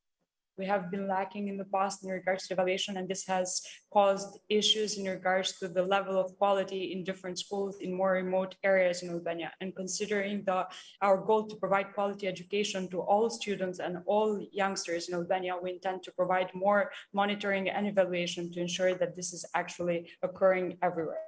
One of the most important goals also relates to the higher education, which is the provision of inclusive higher education that meets international standards of quality, academic integrity, transparency, as well as it promotes the country's economic and social development. This will be accomplished through enhancing the quality of higher education through the rearrangement of study programs, rearrangement of the modernization of academic infrastructure, as well as the implementation of higher standards when it comes to research and teaching. Additionally, we intend to interconnect the higher education system with the labor market better, because we have noticed that there are some gaps in the market when it comes to the education that students are obtaining, as well as the needs of the labor market. So therefore, we're implementing a strategy to have a better coordination between the two in the sector. Additionally, we're trying to promote very strongly the interdisciplinary courses to ensure that the students are prepared for an ever-changing world that is no longer related to just one discipline, but it provides knowledge and abilities from all disciplines, as well as the STEM programs, which are constantly being increased in Albania as well. Furthermore, I would also like to emphasize another initiative that we have started, which is to include higher education institutions in providing joint programs with other universities in Europe. Considering we would like to increase our level of higher education, as well as provide joint courses in English or other languages, this would be a potential for the Albanian students to be provided with a variety of options when it comes to choosing higher education in Albania. Thank you very much. Thank you, Bora, and thank you specifically for mentioning teachers. I used to be a teacher, so whenever I hear that the policies take into account the role of teachers and how they can contribute to change, I feel good. I'm the head of Policy Advice Unit in ETF, so I can't resist not to ask you one last very, very quick question about advice. You're all working with public policies. So if you had one advice to say, what would be that ingredients that all public policies should have in order to help us in this transition to 2030? You have 5 seconds each for that one ingredient that is absolutely necessary for public policies. Maki, what would that be? Microphone. So I hope I didn't take up my 5 seconds. Yes, I think one word is really to to work together with also the communities. Policies, we tend to focus with governments, but I think you also have to engage the communities, particularly today, the critical importance of connecting what society does and also how society, the community actually contributes to its own education training provision as well. So I would say work with communities as much as possible to improve your efficiency of policy as well. Thank you, Maggie. Philip, what would be the magic ingredient for you? I mean, the first thing that comes to mind, I think, will make you happy. It's actually teachers. I think we want to achieve a lot without quality teachers. So I think a lot of investment in initial training and continuous training of teachers. Thank you. Thank you. Thank you, Philip. And Bora, what would be your advice also to your fellow ministers in the country? Because you're all policymakers, of course. Microphone? Actually, not to mention the other brigades further, which I think they're both teachers as well as the community are very important. I would add another point to try and make the policies as addressed as possible, because what happens in certain cases, especially in the Western Balkans, is that we have a lot of very good policies and very good strategies. However, they tend to remain on paper and they're not actually followed up. So perhaps making sure that they're very tailored and addressed with specific sectors which need to follow them in every instance, as well as monitoring, because it's very good to write a policy and a strategy on paper, but if you don't follow through with it, I think this is the most important thing. That's why monitoring is a key element when it comes to policy making. Excellent, thank you. So I take working with communities, teachers to be at the core of change, and of course making that extra mile to implement and make sure, monitor progress, as you said, and to make sure that not everything stays on the shelf. So thank you very much. Talking about vision, of course, is not just us as technocrats or politicians that they have vision. Also young people have vision, and it's very important to listen to that vision. So in closing this session, I would like to thank you for your time, and we will close with a very short video of 1.5 minutes from UNICEF, which shows the vision of young people when it comes to inclusion. And I think that would be a very suitable spot to close this session. Thank you, and we'll go straight to the video.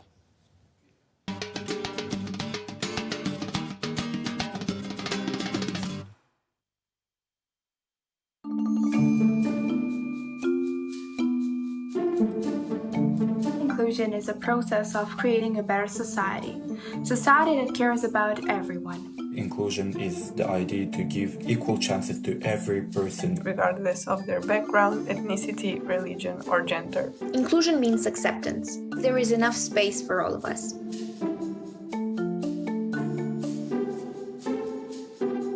Discrimination sadly never came alone. It was always followed by bullying and insults.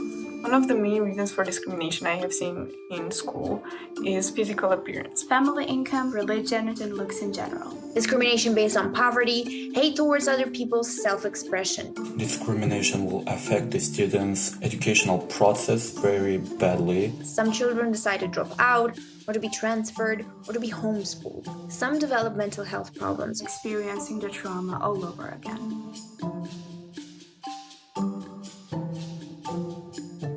The first thing we can do against discrimination is educate. Everyone should know what discrimination is, what it does. Reduce stigma around being different, introduce diversity into the curriculum, spend resources on making the school more accessible. Ask for some advice, some help. Eradicating discrimination is not an easy thing to do, but we can do it together, with open discussions about it. If we remain silent, the problem may never be solved.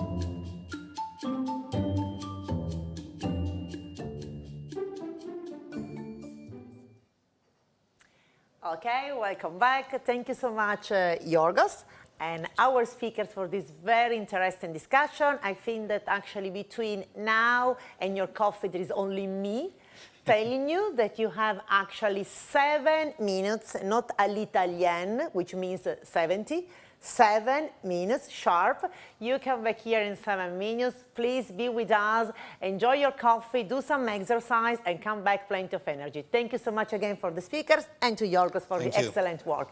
Thank you. Thank you.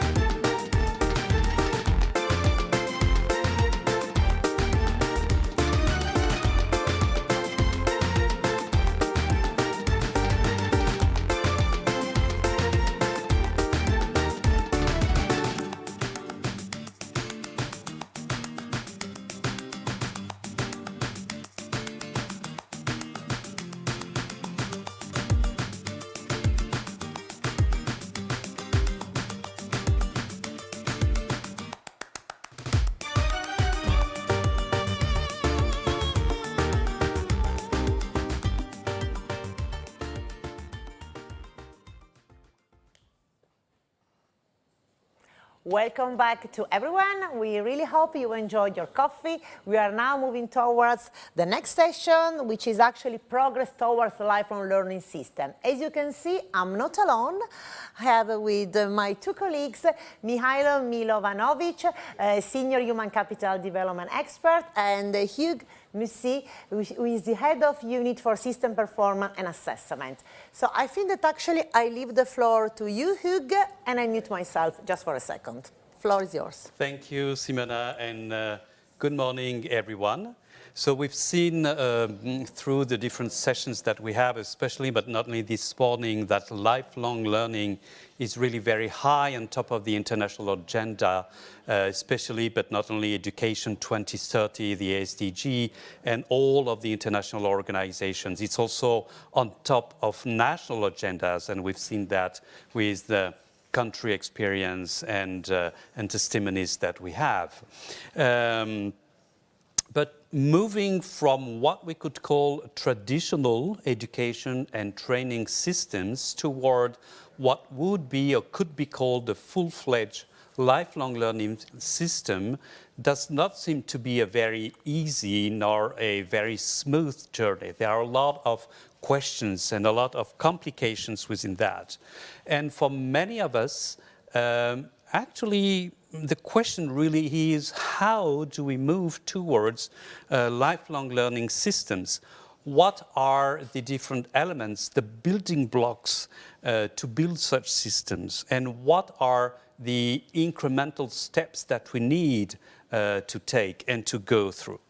So to respond to these questions and more, we have invited 4 panelists from different countries that we here at ETF work with regularly and different international organizations. But before I introduce the panelists to you, I will hand over to my colleague, Mihailo Milovanovic, who is Senior Human Capital Expert here at ETF, and he's also the coordinator of one of our projects on system change and lifelong learning.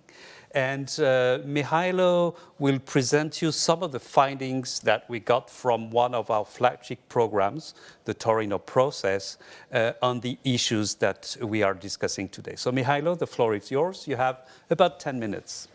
Thank you very much. It is really a pleasure to be here. We are doing this every 2 years, and every 2 years we have a different focus of this cross-country analysis. I assume that most of you know what the Torino process is, but for those of you who don't, because this is now the virtual conference and we have many more participants than we usually do, it is something that we do every 2 years. It's a biannual review of policies for human capital development and VET in all of our partner countries. You see here that, in fact, most of them did participate in this round. And what's more interesting is that, in fact, the data, the evidence that we have comes really from the countries themselves. It is based on broad consultations. Now, what we wanted to know in this round of the process was, in fact, similar a little bit to what we wanted to know last time. It was, what exactly are the reform priorities of countries? Why do they do what they do? So why do they reform? Why do they want to change in the areas where they want to change? And also, what are the experiences with implementation of these reforms? Can we learn something from that? Part of this big block of 3 questions was also the question of what exactly do they do regarding lifelong learning. And in order to make this information more reliable, this time we also had additional rounds of evidence collection through interviews. So the periods we cover are 2018 and 2020, and then 2020 and 21, which really gives us quite an interesting base for comparison. But first, what exactly are countries committing to when it comes to lifelong learning? And if you look at this graph here, it shows you a snapshot of strategic commitments, the way our partner countries have described them. So this graph shows 2 things at least. One is that, in fact, we are really in a good point in time to discuss about adjustment of strategic and reform plans, because in most cases the strategies, national development strategies, are either running out or they have just been adopted. So now this is the stage where there's a lot of planning for how exactly to implement these strategies. The other thing we see here is that, in fact, only these 2 countries that are in dark violet are those that have a standalone lifelong learning strategy, which means that in most cases lifelong learning is part of something bigger, of a bigger strategic vision. And this kind of a lack of strategic framework is something that, of course, makes it a little bit difficult to discuss progress with reforms to lifelong learning, and also it does create additional challenges, for instance, regarding the evidence. So we don't really have much very specific evidence on lifelong learning. There are different reasons for that. And where this evidence is available, it's really limited to a set of rather narrow indicators. But what we see regarding participation in lifelong learning, for example, is that rates are still low for countries for which we have data. And also they're lower than what is the EU average. And most importantly, perhaps, is that, in fact, much of what is there in terms of lifelong learning, in fact, are legacy, often decade-old legacy systems of adult education, which operate in the context of labor market services most often. This is a problem in the making, of course, this issue about the monitoring information that is available or not, because if you look at what has happened in the past 2 years, we're already discussing that there is a lot of demand for lifelong learning, but this is going to become even higher. I mean, there is recent estimates by the ILO show that in the past 2 years, the employment losses have affected disproportionately much segments of the population that have been already vulnerable before the pandemic. This youth, females, and the poor. And so countries will come into increased scrutiny to show what are they doing, in fact, to provide learning opportunities for these segments of the population. And so if we would consider this in terms of data and availability of monitoring evidence, indeed, this is a problem in the making. If we would look into deeper a little bit of what exactly are countries doing in terms of reforms, how are they responding to these and other challenges, we see that, in fact, they don't really have lifelong learning as a policy, as a standalone policy priority. They have many other things, but what is interesting in this graph is that some of the actions, some of the policy areas that are covered by reforms are, in fact, areas that we could consider in some way the building blocks of a lifelong learning system. For example, the recognition of non-formal and formal learning, certain aspects of development of qualification frameworks, certain aspects of their actions in the area of providing support and opportunities for learners, and so on. The more interesting question here is, do our partner countries see these building blocks as well as building blocks of a lifelong learning system, or are we the only ones who see that? And to answer this question, we need to look a little bit broader and kind of try to understand, why do countries do what they do? What is the justifications they provide for actions in these areas? And so if you look at this kind of a snapshot of the kind of strategic goals that our partner countries hope to achieve with actions in these policy areas, we see that, yes, indeed, lifelong learning is one of them. And not only that, in fact, it became even more important in the course of the pandemic, whereas the top justifications, top goals are quite closely aligned with what we know from the commitments to the Sustainable Development Goals. At the same time, the question remains, yes, that's good, that lifelong learning is part of these reasons for change, but do these justifications, do they really connect to the areas that we think are the building blocks of a lifelong learning system? And if you look even a bit deeper, realize that the answer is yes and no. In some cases, countries do describe reforms which serve the purpose of providing lifelong opportunities. In other cases, they don't. And some of the areas that are in focus here coincide with the building blocks of what we would call lifelong learning, but not always. So we have, for example, in some cases, obviously a connection between recognition of non-formal and formal learning and lifelong learning as a justification. We have quite a lot of overlap when it comes to support and opportunities for learning. But here there is an issue with the quality of connection in two ways. One is that, of course, when countries refer to support and opportunities for learners, only a small fraction of that really concerns lifelong learning. In most cases, this is really targeting formal education and learners who are in the formal system of education and training. So there is a certain degree of co-occurrence of our understanding of what building blocks of lifelong learning system are and what partner countries see as the building blocks of a lifelong learning system. but not always. And there is an additional layer of challenges when it comes to that, is that in fact, where we have this connection, where countries say we do this and that in certain policy areas because we want to contribute to better lifelong learning opportunities, very often these explanations are rather generic. So it's not exactly quite clear how exactly these actions connect to the overarching goal of building lifelong learning systems. Sometimes it's clear, but more often it is not. And here there are these two more illustrations of this kind of a technical connections between actions and strategic goals in two areas which are slightly more, I wouldn't say ordinary, but perhaps conventional: quality of learning and boosting labor market relevance. As you see, in these areas, the specific linkages, the clarity of connections between actions and the goals that partner countries want to achieve is in fact much higher. Perhaps this is one of the reasons why where countries decided to tell us not only what they do and whether it connects to lifelong learning, but also where they wanted to say whether it's a success or challenge with implementation. Lifelong learning, yes, it became more important as a strategic priority in the past 2 years, but it also is an area that we have most often reports about challenges regarding actions and implementations. In fact, this was not so dramatic in the previous period, 2018, 2020, and it became like fully like the lifelong learning as a strategic priority became one of the most challenging, or the most challenging area in terms of actions. Now, the question is, what can we do about that? And of course, there are different ways to address the challenge and support progress towards lifelong learning systems. We here work on monitoring. It's one of the many things we do. And so one of the things that we discussed at the thematic session is that maybe it is time to not look at monitoring as something that comes in the end, but something that we can in fact start with.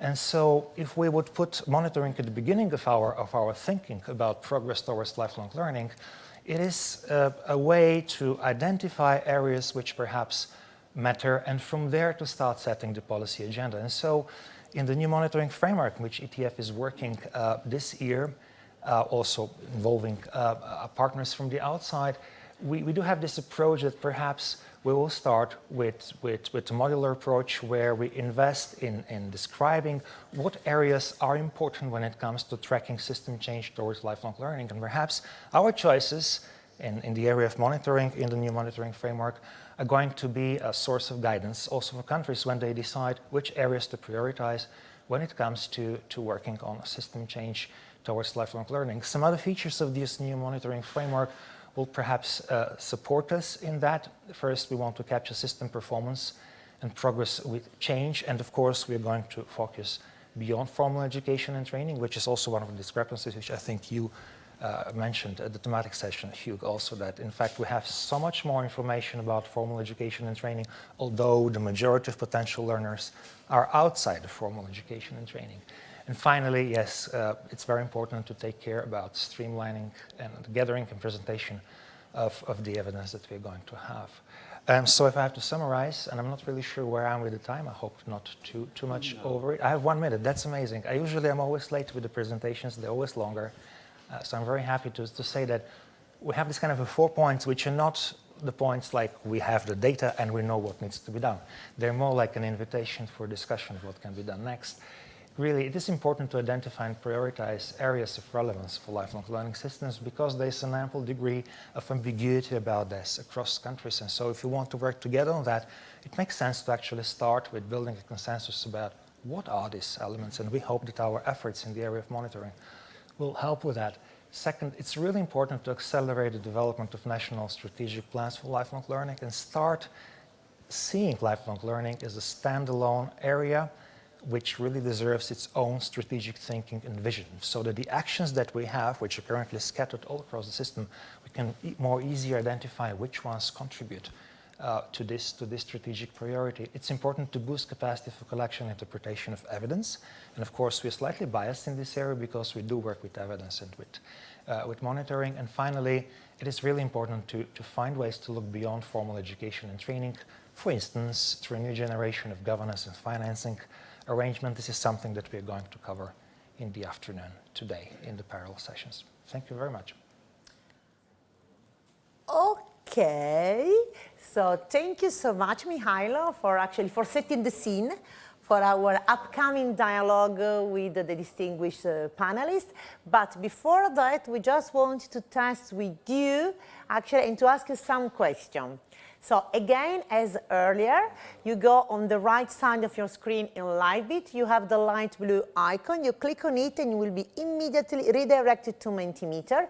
We have to be a bit patient because, you know, this is the beauty and the beast of online, so it takes a bit for coming from one platform to the other one, but now we are starting to see people voting. And the first question is, do you want to participate in lifelong learning now or in the near futures? Which means, do you have a short or a medium-term perspective for your future career? So actually, we will have 2 more questions, but I think we can give, I'm looking at the Regia because actually I'm talking under their control, and I think we can move, okay, to the following question, which is, if you would decide to go back to learning at some stage of your adult life, assuming you are already adult, regardless the age, how would you do it? For fun, for work, to be a better person? And this is the second question that you are going to have, and I think we can move to the third one straight away, which is, in your view, do you have enough opportunities for lifelong learning in your countries? Mamma mia, that's the question, actually. That's the question, and I'm sure our panel, together with my colleague Hugh, will tackle exactly also this issue. The answers are, I have no idea, no, yes. So I'm waiting to know when actually I'm allowed to talk about the results, because I feel, okay, so those are the results. Do you want to participate in lifelong learning now or in the near future? Yes. So I want to do it, be in a short or medium-term perspective of my life. Let's go to see to the following results. So if you would like to go back to learning at some stage of your life, why would you do it? To be a better person. So voila, so finally at the end we are all equipped with what we call the emotional intelligence, which is a good point. And the third is, in your view, do you have enough opportunity for lifelong learning? Okay, we have 21 saying yes, and this is actually an achievement in itself. So I think that I close here my small part on the poll. Thank you so much for interacting with us. If you didn't have the time or you didn't find the icon or Mentimeter, just press the button, question and answer written in chat, and go there. And if you have any question during actually the panel discussion, you click on the button, question and answer in writing, but you can come live here with us. So just click the live button. Hugh, the floor is yours. Thank you, Simona, for this little Mentimeter poll. And thank you very much, Mihailo, for this presentation. And the picture that we here at ETF have, that we believe on the really relies on, you know, where the countries are in moving towards lifelong learning systems, and also the role that monitoring and assessment, but more particularly monitoring, can play in contributing to drive, you know, this move towards lifelong learning. But of course, there are a number of things that we know or believe based on evidence, but there are a lot of things that we also need to learn from countries that we work with and from other partner organizations. And now I would like to turn to our panelists and introduce them to you to discuss these questions. So good morning. First of all, I would like to introduce Borenj Shakrun, who is Director of the Division for Policies and Lifelong Learning Systems at UNESCO. Good morning. Good morning, Hugh. Good to see you. Good to see you. I would like to introduce Mr. Nurlan Omurov, Deputy Minister of Education and Science of Kyrgyzstan. Good morning, or good afternoon for you. Let me introduce Harry Patrinos. He's the Practice Manager in Education at the World Bank. Good early morning for you, Harry. Good morning. And to finish with Mr. Ceyhun Karamov, he's the Deputy Director of the State Agency on Vocational Education in Azerbaijan. Good afternoon. Good morning. Good afternoon. So in this panel, I have a series of 3 questions that I will pose to you. And each of you will have a chance to respond quite quickly, if you don't mind, so we have time. The first question is very, very basic. What are, according to you, the elements, the building blocks of a successful lifelong learning system? And Mr. Omurov, I would like to begin with you. What are the building blocks of a lifelong learning system?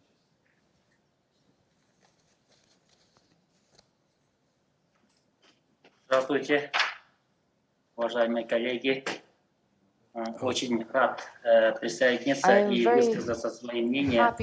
На мой взгляд, для того, чтобы выстроить грамотную систему обучения всей жизни, это, во-первых,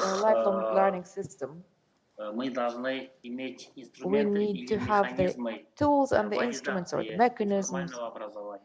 For this, for interacting with the informal education, we need to create a synergy of those skills that form the formal education and the skills that are part, or rather that are installed by the informal learning. And at the moment, some of the skills, if we were to go back, if we were to take a step back, the pandemic was another challenge, because in order to obtain education in online format, in order to get it, we need digital skills, not only in order to obtain this education, but also in the sense of obtaining services, getting access to services that are offered to the whole population from preschool age and post-graduation, post-university stage. So we need to understand at what levels, what skills are needed in order to form this system. And it seems to me that we don't always, the formal education doesn't always cope. So we need to have a consolidated approach towards informal education. They need to be complementary, and there needs to be a synergy between them. There needs to be a mutual recognition between them of the skills and the knowledge that is gained through formal and informal education. Thank you. Thank you very much. Boran, I turn on to you now for the same question. Well, thank you very much. First, let me thank again the colleagues at European Training Foundation for this very critical and important event that we are having this week, and for putting forward some critical issues that we have to address internationally. Let me say that, first of all, I think there are some urgent action that have to be taken now to address the challenges of the disrupted labor market, disrupted economies. And probably the policy makers, they have a very urgent action toward upskilling, reskilling, accompanying the changes that are happening in the labor market right now. But these actions have to prepare also for the future. And for me, there are 3 dimensions that a lifelong learning system has to take. One is equity and inclusion. The third is quality and relevance. And the third is about efficiency.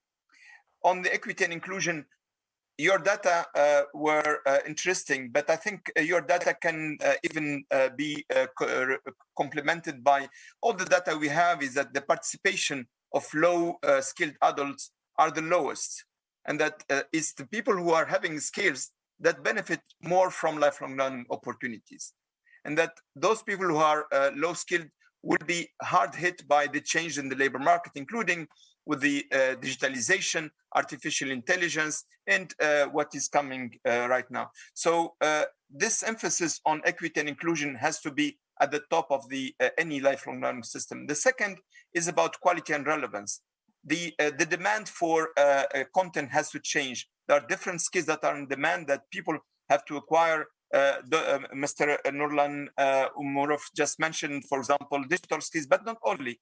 Socio-emotional skills, critical thinking, and skills that are specific to specific jobs and occupations.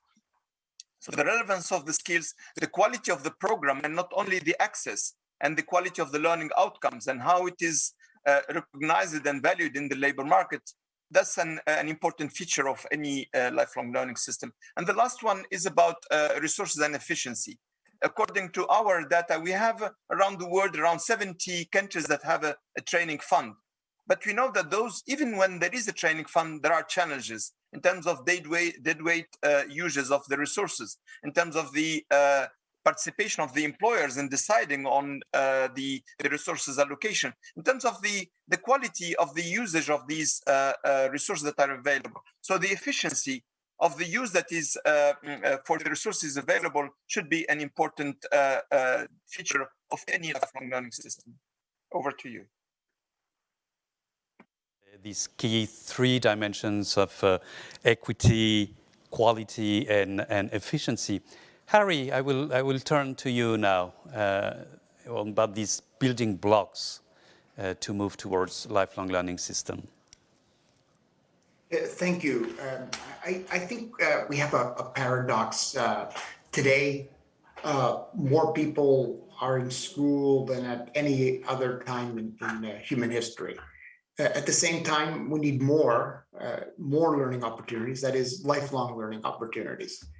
So what's happened over the last few decades is that learning throughout one's life has gone from something that was good to have to something that's become a necessity. And I think people have already mentioned some of the reasons for that. They are learning for one's betterment, enjoyment, as the survey you conducted showed, but also for economic needs as well, which has also been discussed. In today's labor market, people need to learn how to learn, to relearn, unlearn, learn again. So it's a continuous process. And in the 21st century, the demand for skills is outpacing the supply. And not only that, but the demand for skills is evolving and changing during someone's working life, thus requiring continuous skilling and reskilling. And this has resulted in an earnings advantage for those with higher levels of education, higher levels of skills.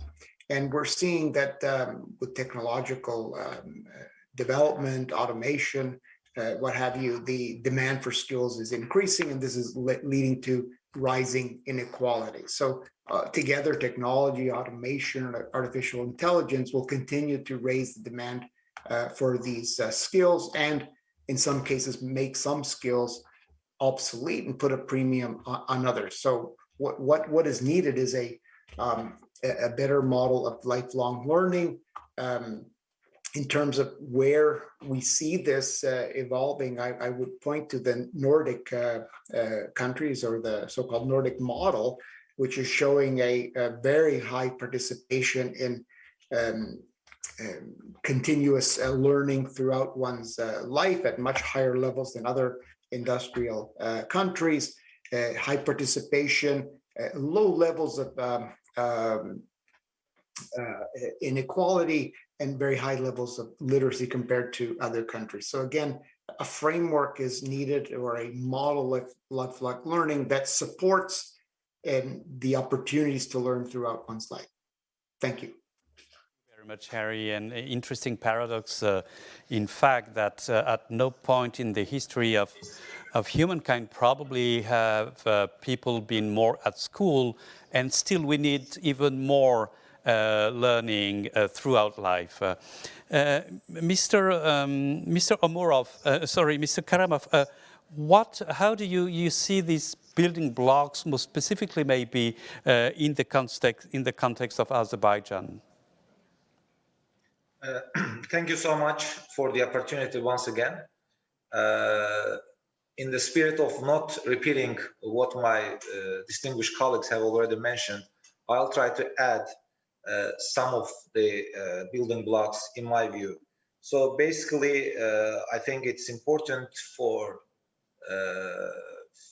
for the lifelong learning systems to function in a sustainable manner, we need a legislative framework or a national level understanding or a strategy which actually is conducive and puts a vision on place that supports lifelong learning on all levels of education.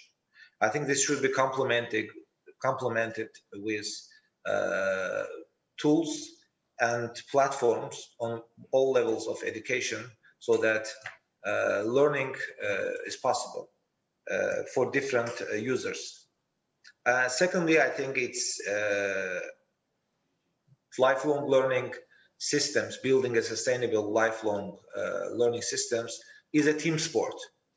What I mean by that it's not anymore, it's not a role of or a job of a single player in our society. It has to be done together in partnership between government, employers, international organizations, schools, training providers. So having a platform that brings all those players, all those stakeholders together, I think is extremely important, because as we all know, not only the demands of the labor market, of the countries, of the economies change so rapid, but also the systems that we are actually functioning, and the unknowns are actually increasing rather than decreasing. So I think having all players together in a platform where we can discuss and agree on the needs for lifelong learning is extremely important. And I think on a final note is about alignment. I think for lifelong learning to work in the long run, we need to align the priorities. I think one of my colleagues mentioned about resources. Resources are limited, and more for governments to make sure that we align the appropriate right amount of resources into making such opportunities available to our citizens is extremely important, and thus it makes alignment another important contributor to the success of lifelong learning systems. Thank you. Thank you very much. And I think you pointed very clearly when you speak about lifelong learning systems as a team sport with a number of stakeholders and actors, but also about the alignment of priorities, that moving towards LLL is really a matter of designing right policies and also making the right policy decisions. So that's really my second question now.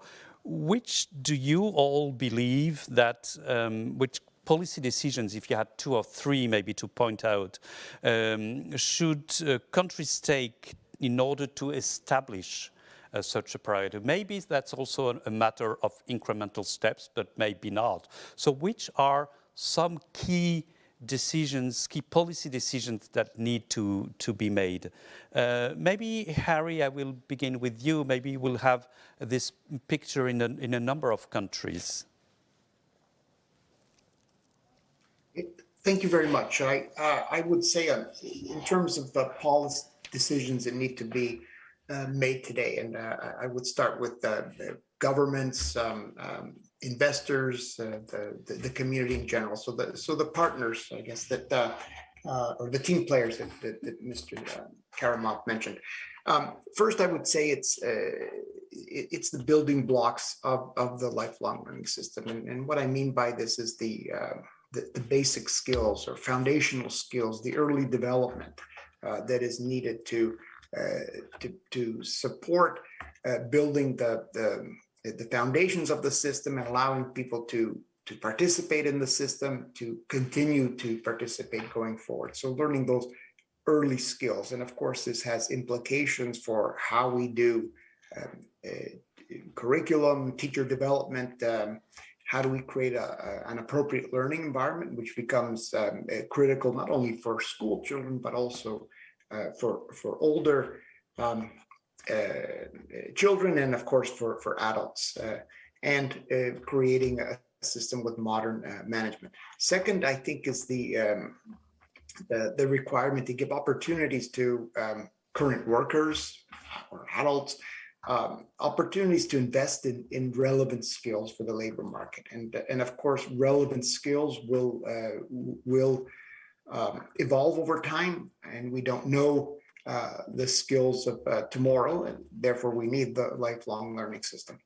So having these opportunities for workers so they can continue to benefit from the learning opportunities, and also to be able to adjust to big changes, whether it's automation, so they can become immune to automation by improving their qualities and opportunities to learn, and to adjust to the realities of the post-COVID labor market that we are encountering now, and allowing them to reinvest and reskill many times throughout their working careers and lifetimes. And then finally, I would say the use of evidence from labor market outcomes, employer surveys, any kind of information that suggests changing trends and demands for skills, so that governments and providers and individuals can adjust to these realities and make appropriate decisions.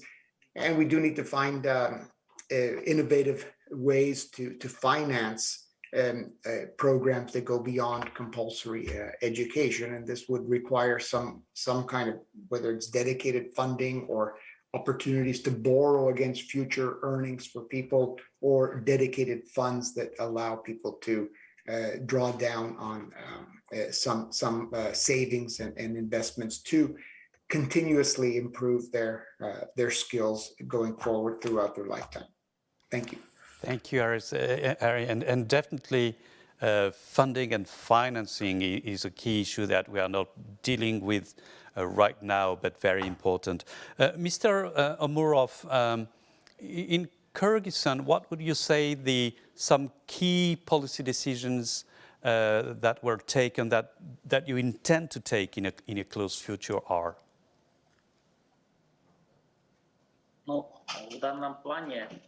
In this regard, we can say that the first steps have been taken. In fact, we are currently surveying all of our laws and regulations related to the area of education and science at all of the levels. Previously, we had 6 laws. We have studied the situation, and in the autumn, by the end of this year, our legislative framework will be reformed with the consideration of today's challenges, and with the consideration of the fact that this legislative framework should allow us not only to deal with today's challenges, but also it needs to serve as a basis for the system of education in all of its areas, including lifelong learning, could be strategic and could develop strategically. That's the first thing. And the second thing is that we have already started making efforts in order to build the most optimal model of education, professional education and training. And we are now launching mechanisms. One of them called is academic freedom. So when they teach these skills, they would be able to actually focus on the real needs. And secondly, we are giving them financial freedom. The system of education, for the providers of education, we are giving them financial freedom so that they're able to diversify their financial resources in the sense of teaching skills, which means schools and institutions will be able to commercialize their services by means of developing maybe joint startup projects with business. And the third component is that we are working with the principles, on the basis of the principles of autonomy of governance. We want them to be flexible. We want them to be agile with regards to partnerships, so that they're able to train skills and train specialists for the new generation in sort of the cross section of various disciplines. We now see that we see cross sections of IT and medicine, IT and agronomy, things like that. And I think that apart from this, we can mention that we've launched a number of initiatives that we call roadmaps. And if we were to take a roadmap to transform our higher education system, it includes some of the aspects that some of my colleagues have mentioned. And previously in our country, we had the legislative framework and the laws as the main barrier. And we have now decided that we need to review our legislative framework in order to create the most favorable conditions to train skills. And when the system is reviewed and when it's reformed, it can be diversified in the sense of funding and the sense of infrastructure, etc. Thank you. Thank you very much. Mr. Karamov, would you say that the experience which has been shared by Mr. Omurov reflects a little bit what the decisions that you've taken in Azerbaijan, and what else would have you done? What is different, and what actually were the pathway into your policy decision? Definitely, there are similarities between policy actions that are taken in different countries, and one thing that we have done in Azerbaijan this year, in February this year, the Azerbaijan president signed a decree approving Azerbaijan 2030 national priorities for socio-economic development. And there are 5 priorities that this document envisions. One of them is competitive human capital and space for modern innovations. And under these priorities, there is a very special emphasis on lifelong learning based on integrative development of competences, knowledge, and skills. And there are specific, let's say, requirements and priorities for different levels of formal education, and of course, provisions for providing lifelong learning outside of the formal education ecosystem. In addition, I think what else we are doing in Azerbaijan, especially in the vocational education system that I am working, we are trying to build and promote tools that are practical, tools that are simple to implement, and also can attract different partners, as I mentioned earlier. So one of those initiatives that we launched this year during pandemics was to start short cycle training programs within vocational education institutions, both online and offline, which offered people opportunity to learn or to upskill or to reskill in certain areas with specific focus on IT skills, as it becomes now cross-cutting, let's say, demand for all sectors of the economy. Within 3 to 4 months, we have managed to engage around 500 people with interest in this training facility. And this facility is also interesting because we are not developing the whole programs ourselves only. We are engaging here private sector, employers, and in a way inviting them to help us to design those solutions that could fill the gaps in the economic sectors that they're functioning. So it may be that we have a training program designed mostly by the practitioners from the industry, and also in some cases delivered jointly by our instructors and with the instructors from the industry. So that's an example of what we are doing. But at the same time, what we are trying to do is also promote, and I think it's important for any country, promote the importance of upskilling each employee, each person in the society. And we start at different levels. We think it's important to start at school level, at secondary school level, even earlier, of course. And one example of a project that we're doing is we have started to implement a program called vocation-oriented career programs in secondary schools.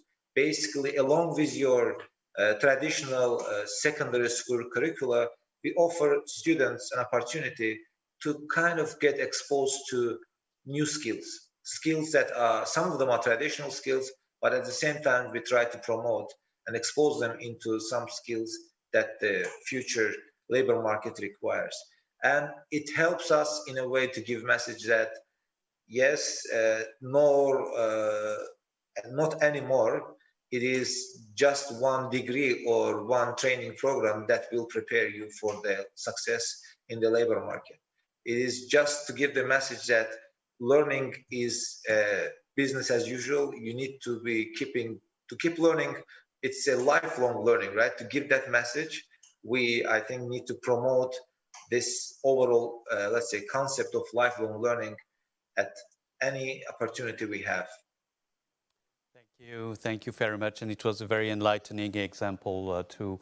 Boran, to finish with, what would be, I know it's a difficult question, the kind of advice that UNESCO would provide to governments and countries in order to move toward lifelong learning systems? Thank you for giving me a difficult question. I appreciate. I think let me build on what my fellow colleagues just mentioned. First of all, I think the first decision that the government have to take is how they would like to build going forward. And part of it is drawing lessons from the crisis. Mr. Karimov just mentioned is what were the challenges and what were the innovation, because we have seen, I would say, a double-edged perspective. There were crises, and we have seen how much that crisis affected the resilience of the system, their responsiveness, but you have seen innovation in terms of solutions that have been developed, challenges that have been addressed by actors like teachers, like tutors, learners, and other actors. So I think drawing lessons and building on what we have seen during the crisis is a wise approach that has to be taken. Now, the second recommendation is about rethinking what I will call the social contract. And some of them have been mentioned. Let me start with what Harry mentioned. We know that learning poverty translates into lifelong learning poverty. And that means investing early in learning. That's how it can yield better results in the lifelong learning perspective. So investing early is very important. And that means investing in early child education, in formal education.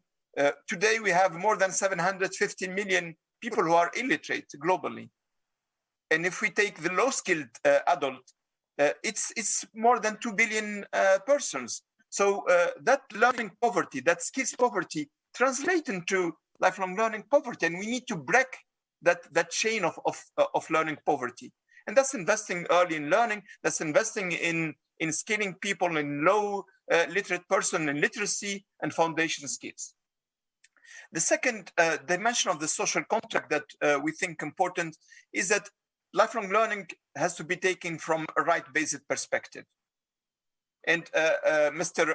Amorov was mentioning to the legislations, we know that some countries, including ETF partner countries, are adopting new legislation. But we can look at globally, take countries like France, which adopted the learning account, take a country like Singapore, but also a country like Morocco, which is an ETF partner country, including in the constitution, the right to vocational training. So that right-based perspective is important. And the third is it has to be, the lifelong learning system has to be anchored within the national context. There are some global perspectives that should be a national context. And I think the question regarding what's the country development path is very important. The choices will be contextualized. If the country has a very large number of people who are low literate, the investment should be about how you upskill those low literate. If the country is driving its economic development in specific sectors, probably the investment and the little resources that might be available will have to be triggered to that.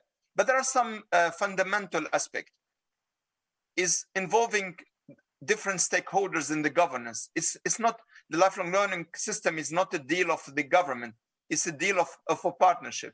And that's about the social dialogue. That's about involving civil society, youth organization, for example. Second, it's about the data and the governance. And that means having, and I see in the chat, what type of data can be gathered. Of course, there are statistical data, but there could be data from communities and from other stakeholders. And the third, you have to have vectors for making the lifelong learning reality. There are some examples. The colleague from Azerbaijan just mentioned some of them, but let me mention some others. For example, in some countries, community learning centers are playing an important role in enriching to the most marginalized population. In some countries, the combination of high-tech, low-tech, and no-tech solutions, and we have seen that during the COVID, there could be online platform, but there could be also using radio and TV to reach out to people. There could be even leveraging mobile technology, phone technology. So that combination of technology could be an important, and we have seen this, how it works in different contexts. And maybe the last piece that I think we shouldn't forget from our discussion today is that the labor market will change dramatically in the next few years. The capacity of anticipating those changes and framing the lifelong learning system to address those challenges will be an edge for any country that will do it. So how the economy will be changing, what will be the demand for skills, and where the resources will have to go, that's an important leverage that has to be taken. Thank you very much. Thank you, Boran, and thank you to the four of you. I had a third question, but we're running out of time. So what I would like to do now is to turn on to my colleague Daria, who has questions from our audience. And you can, each of you can make a response, or maybe in some cases, I will ask one of you in particular. So Daria, what questions do we have? Or maybe comments also. Yeah, so good morning, everyone. Thanks a lot to the speakers, and thanks a lot to all those who are participating live and getting engaged. I've received more than 20 questions. Part of them are in writing, part will be showcased live. We have 10 minutes to go, so I'll take the first one for Mr. Petrinos. Mr. Petrinos, you said that the demand for skills is outpacing the supply, and one of our, or the participants said, education systems are like oil tankers. It takes a lot of time to change direction. How can we overcome the inertias and indeed increase the pace of change? Mr. Petrinos.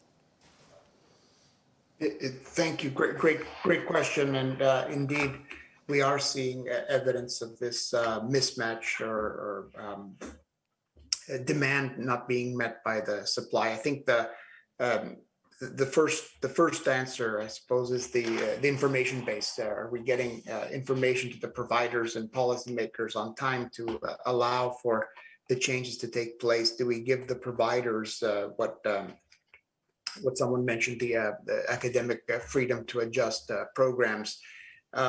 This key question about information and getting it in the hands of the people that need it quickly, the individuals that have to make decisions about their futures, and the providers that need to be informed. The other aspect has to do with the also information-based, but also the financing.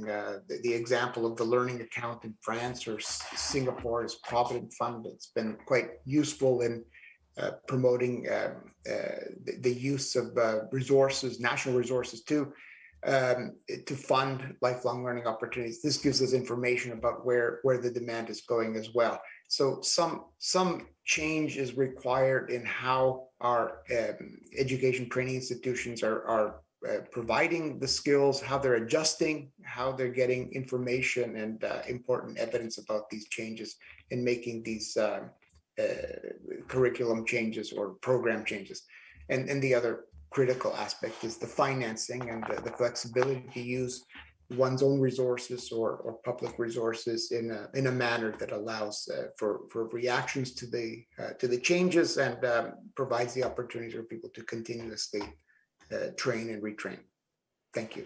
Thank you very much, Mr. Patrinos. In order to keep balance, I'll address one question in writing and one question from those who are not shy to speak in front of the audience. So I know that Mr. Fabio Nascimbeni is waiting in the lobby. Fabio, can you join us in person or rather virtually?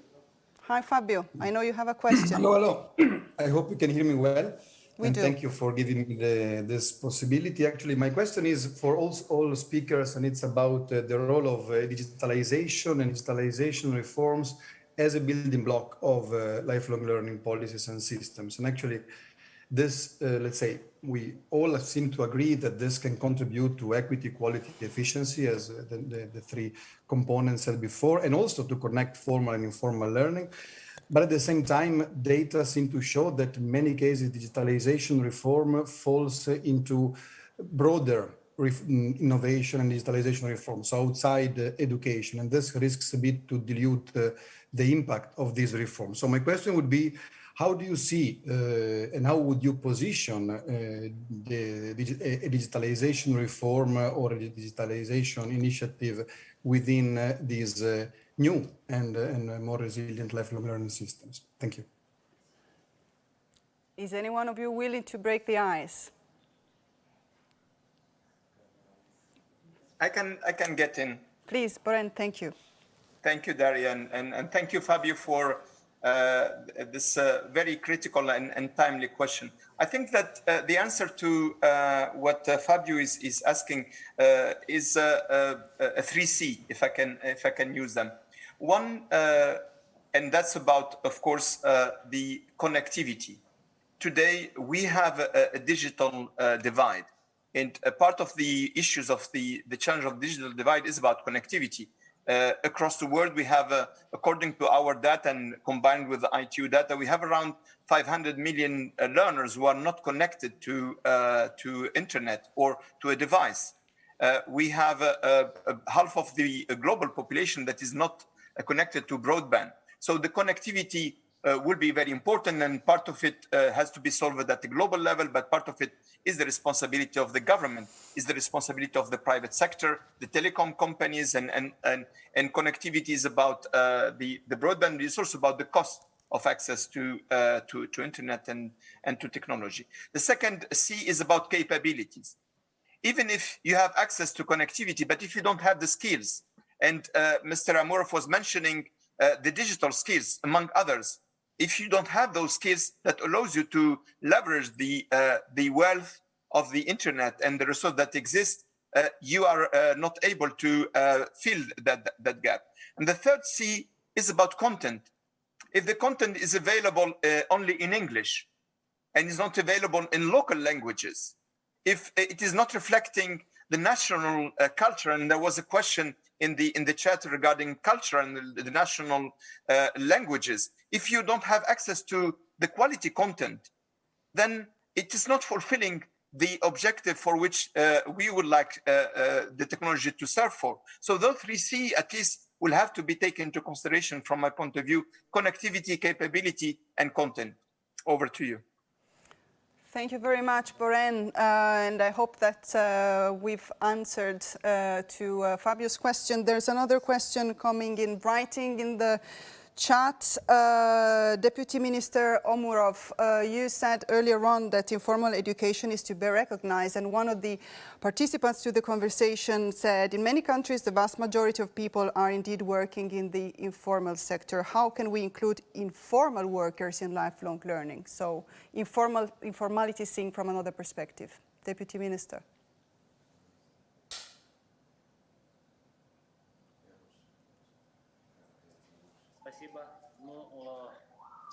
Thank you.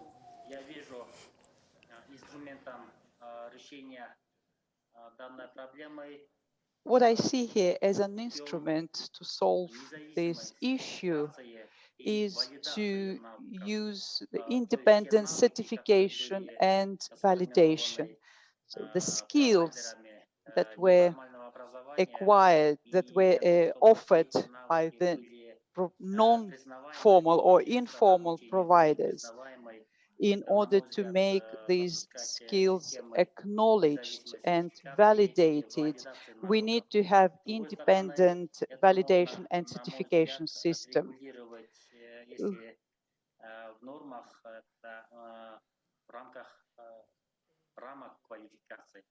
We might also think about creating qualification framework. If we have such a framework, we can clearly put in the framework the skills to be acquired, and it doesn't matter whether acquired in formal or informal education. And another important ingredient, it has to do with certification and validation. I believe that here we can come up with an efficient mechanism and framework for integrating formal and informal education and training. Much, Deputy Minister. There's one more question in writing for Yehun Karamov. You mentioned earlier on that we need legislative frameworks at the national level which puts a vision in place that supports lifelong learning. And the question which came from our participants is, what justifications are to be provided in countries to take action in lifelong learning? I mean, what are the justifications that make it so that people do take the effort to put in place those legislative changes? Thank you so much for an interesting question. I think probably justifications are easier to find in this case, especially at the government level, at the national level.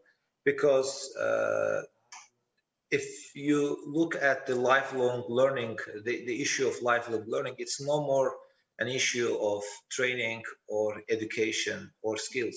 It's a national strategic, I think, economic priority. It is a social priority, and it is from any dimensions for any country. I think if you want to be economically competitive, you need to think of skills. Any country's, I'm sure, long-term strategic economic vision requires skilled workforce. And if you don't have legislation in place, I think looking at data from different sectors and also comparing it to the, let's say, benchmarking it with countries or industries that your country is, could be a first starting point. Secondly, I think looking at, as I mentioned earlier, working with industries, with partners in different education, business, employers, employer unions, we can get the data and justification for skill shortages. And as a government, as policymakers, I think keeping those platforms open. If you keep those platforms open, probably you will get the data from those stakeholders easily. And at the same time, I think, of course, we hope we don't have similar situations as COVID more often. But what we realized during the last 2 years that we cannot wait on transitioning to learning, lifelong learning systems, sustainable lifelong learning systems that are easy to access for everyone in the society. Because by waiting, it means we are not going to be able to meet those demands of our society when we face another uncertain condition like COVID. And I think just by looking at those countries who persevered better during those difficult situations, it was those countries that had pretty much more or less, let's say, resilient systems where they had kind of prepared previously for the sort of digitalization, sort of strategically where the country wants to go in terms of lifelong learning. They did better, but at the same time, some of other countries actually performed much better during those crisis times because they were focused on the most important, right? How to make things work. So I think 3 things basically: aligning it with the national strategies, economic development and social development, working with different partners and opening a communication line where you can receive data from all different parties, and also learning from the past and learning our lessons from the difficult situations that we all were in. Thank you. Thank you very much for your reply. We are approaching the end of this Q&A session, so I'll pick one last question, which is very interesting because it takes into account very much the user perspective, the end user perspective. What are a few ways for individuals to also have a lifelong learning strategy that's feasible while balancing a full-time job and a family life? Any volunteer for this one? We have 2 minutes before we close the conversation.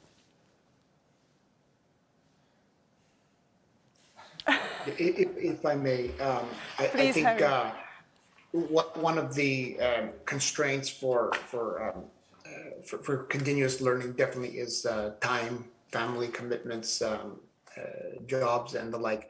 I think also where the training takes place. If it's only online and you don't have the connectivity, as Mr. Chakun said, or you aren't capable of using it, it's going to limit you. If you have to travel to an educational training institution, that's going to create limits. So we do need a diversity of supply, and I think several speakers mentioned something about the providers and creating more diversity of supply. I think that's going to be key in expanding the access and allowing people to come in and out of the systems, and also having a system that allows people to take the short courses. People mentioned short courses that were designed recently. And this brings into question the difficulty of keeping up with the training you've taken and the recognition that you might need. So suppose you're doing this for recognition, for job promotion, and the like.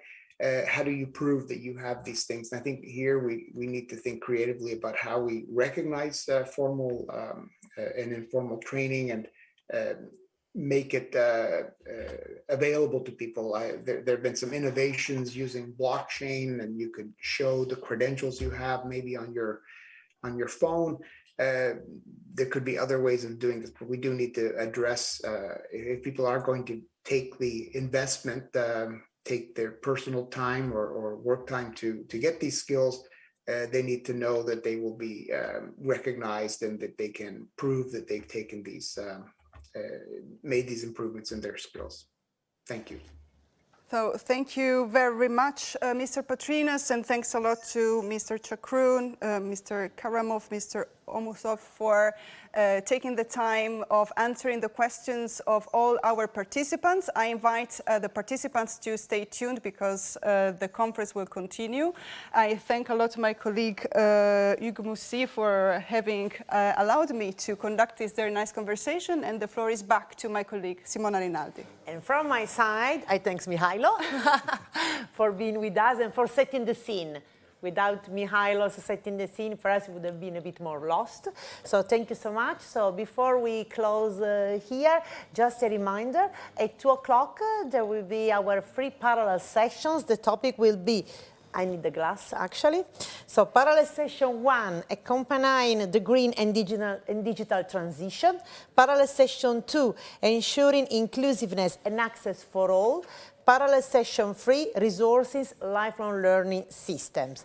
So as I mentioned at the beginning, you know, we have this excellent opportunity of the social wall. So before leaving LiveBit, go in the social wall where you will find actually the address of the mail inbox, which is skills for change. ETF. No, I'm sorry, no, aspettate, sorry. I say it again, I'm tired too actually. Skills for change at ETF.europa, voila, bravi, .eu. Should you have any question, any remark, or should you wish to invite anyone else to tomorrow or to this afternoon, just use that mail inbox. You will find it in the social wall together with the link to the Ideas Bazaar, our super virtual experience. I think we close the session here. We are all destroyed. Thank you so much. And I see you back, hopefully, in the best scenario at 2 o'clock. Stay tuned. Thank you. If we can imagine it, we can build it. Thank you.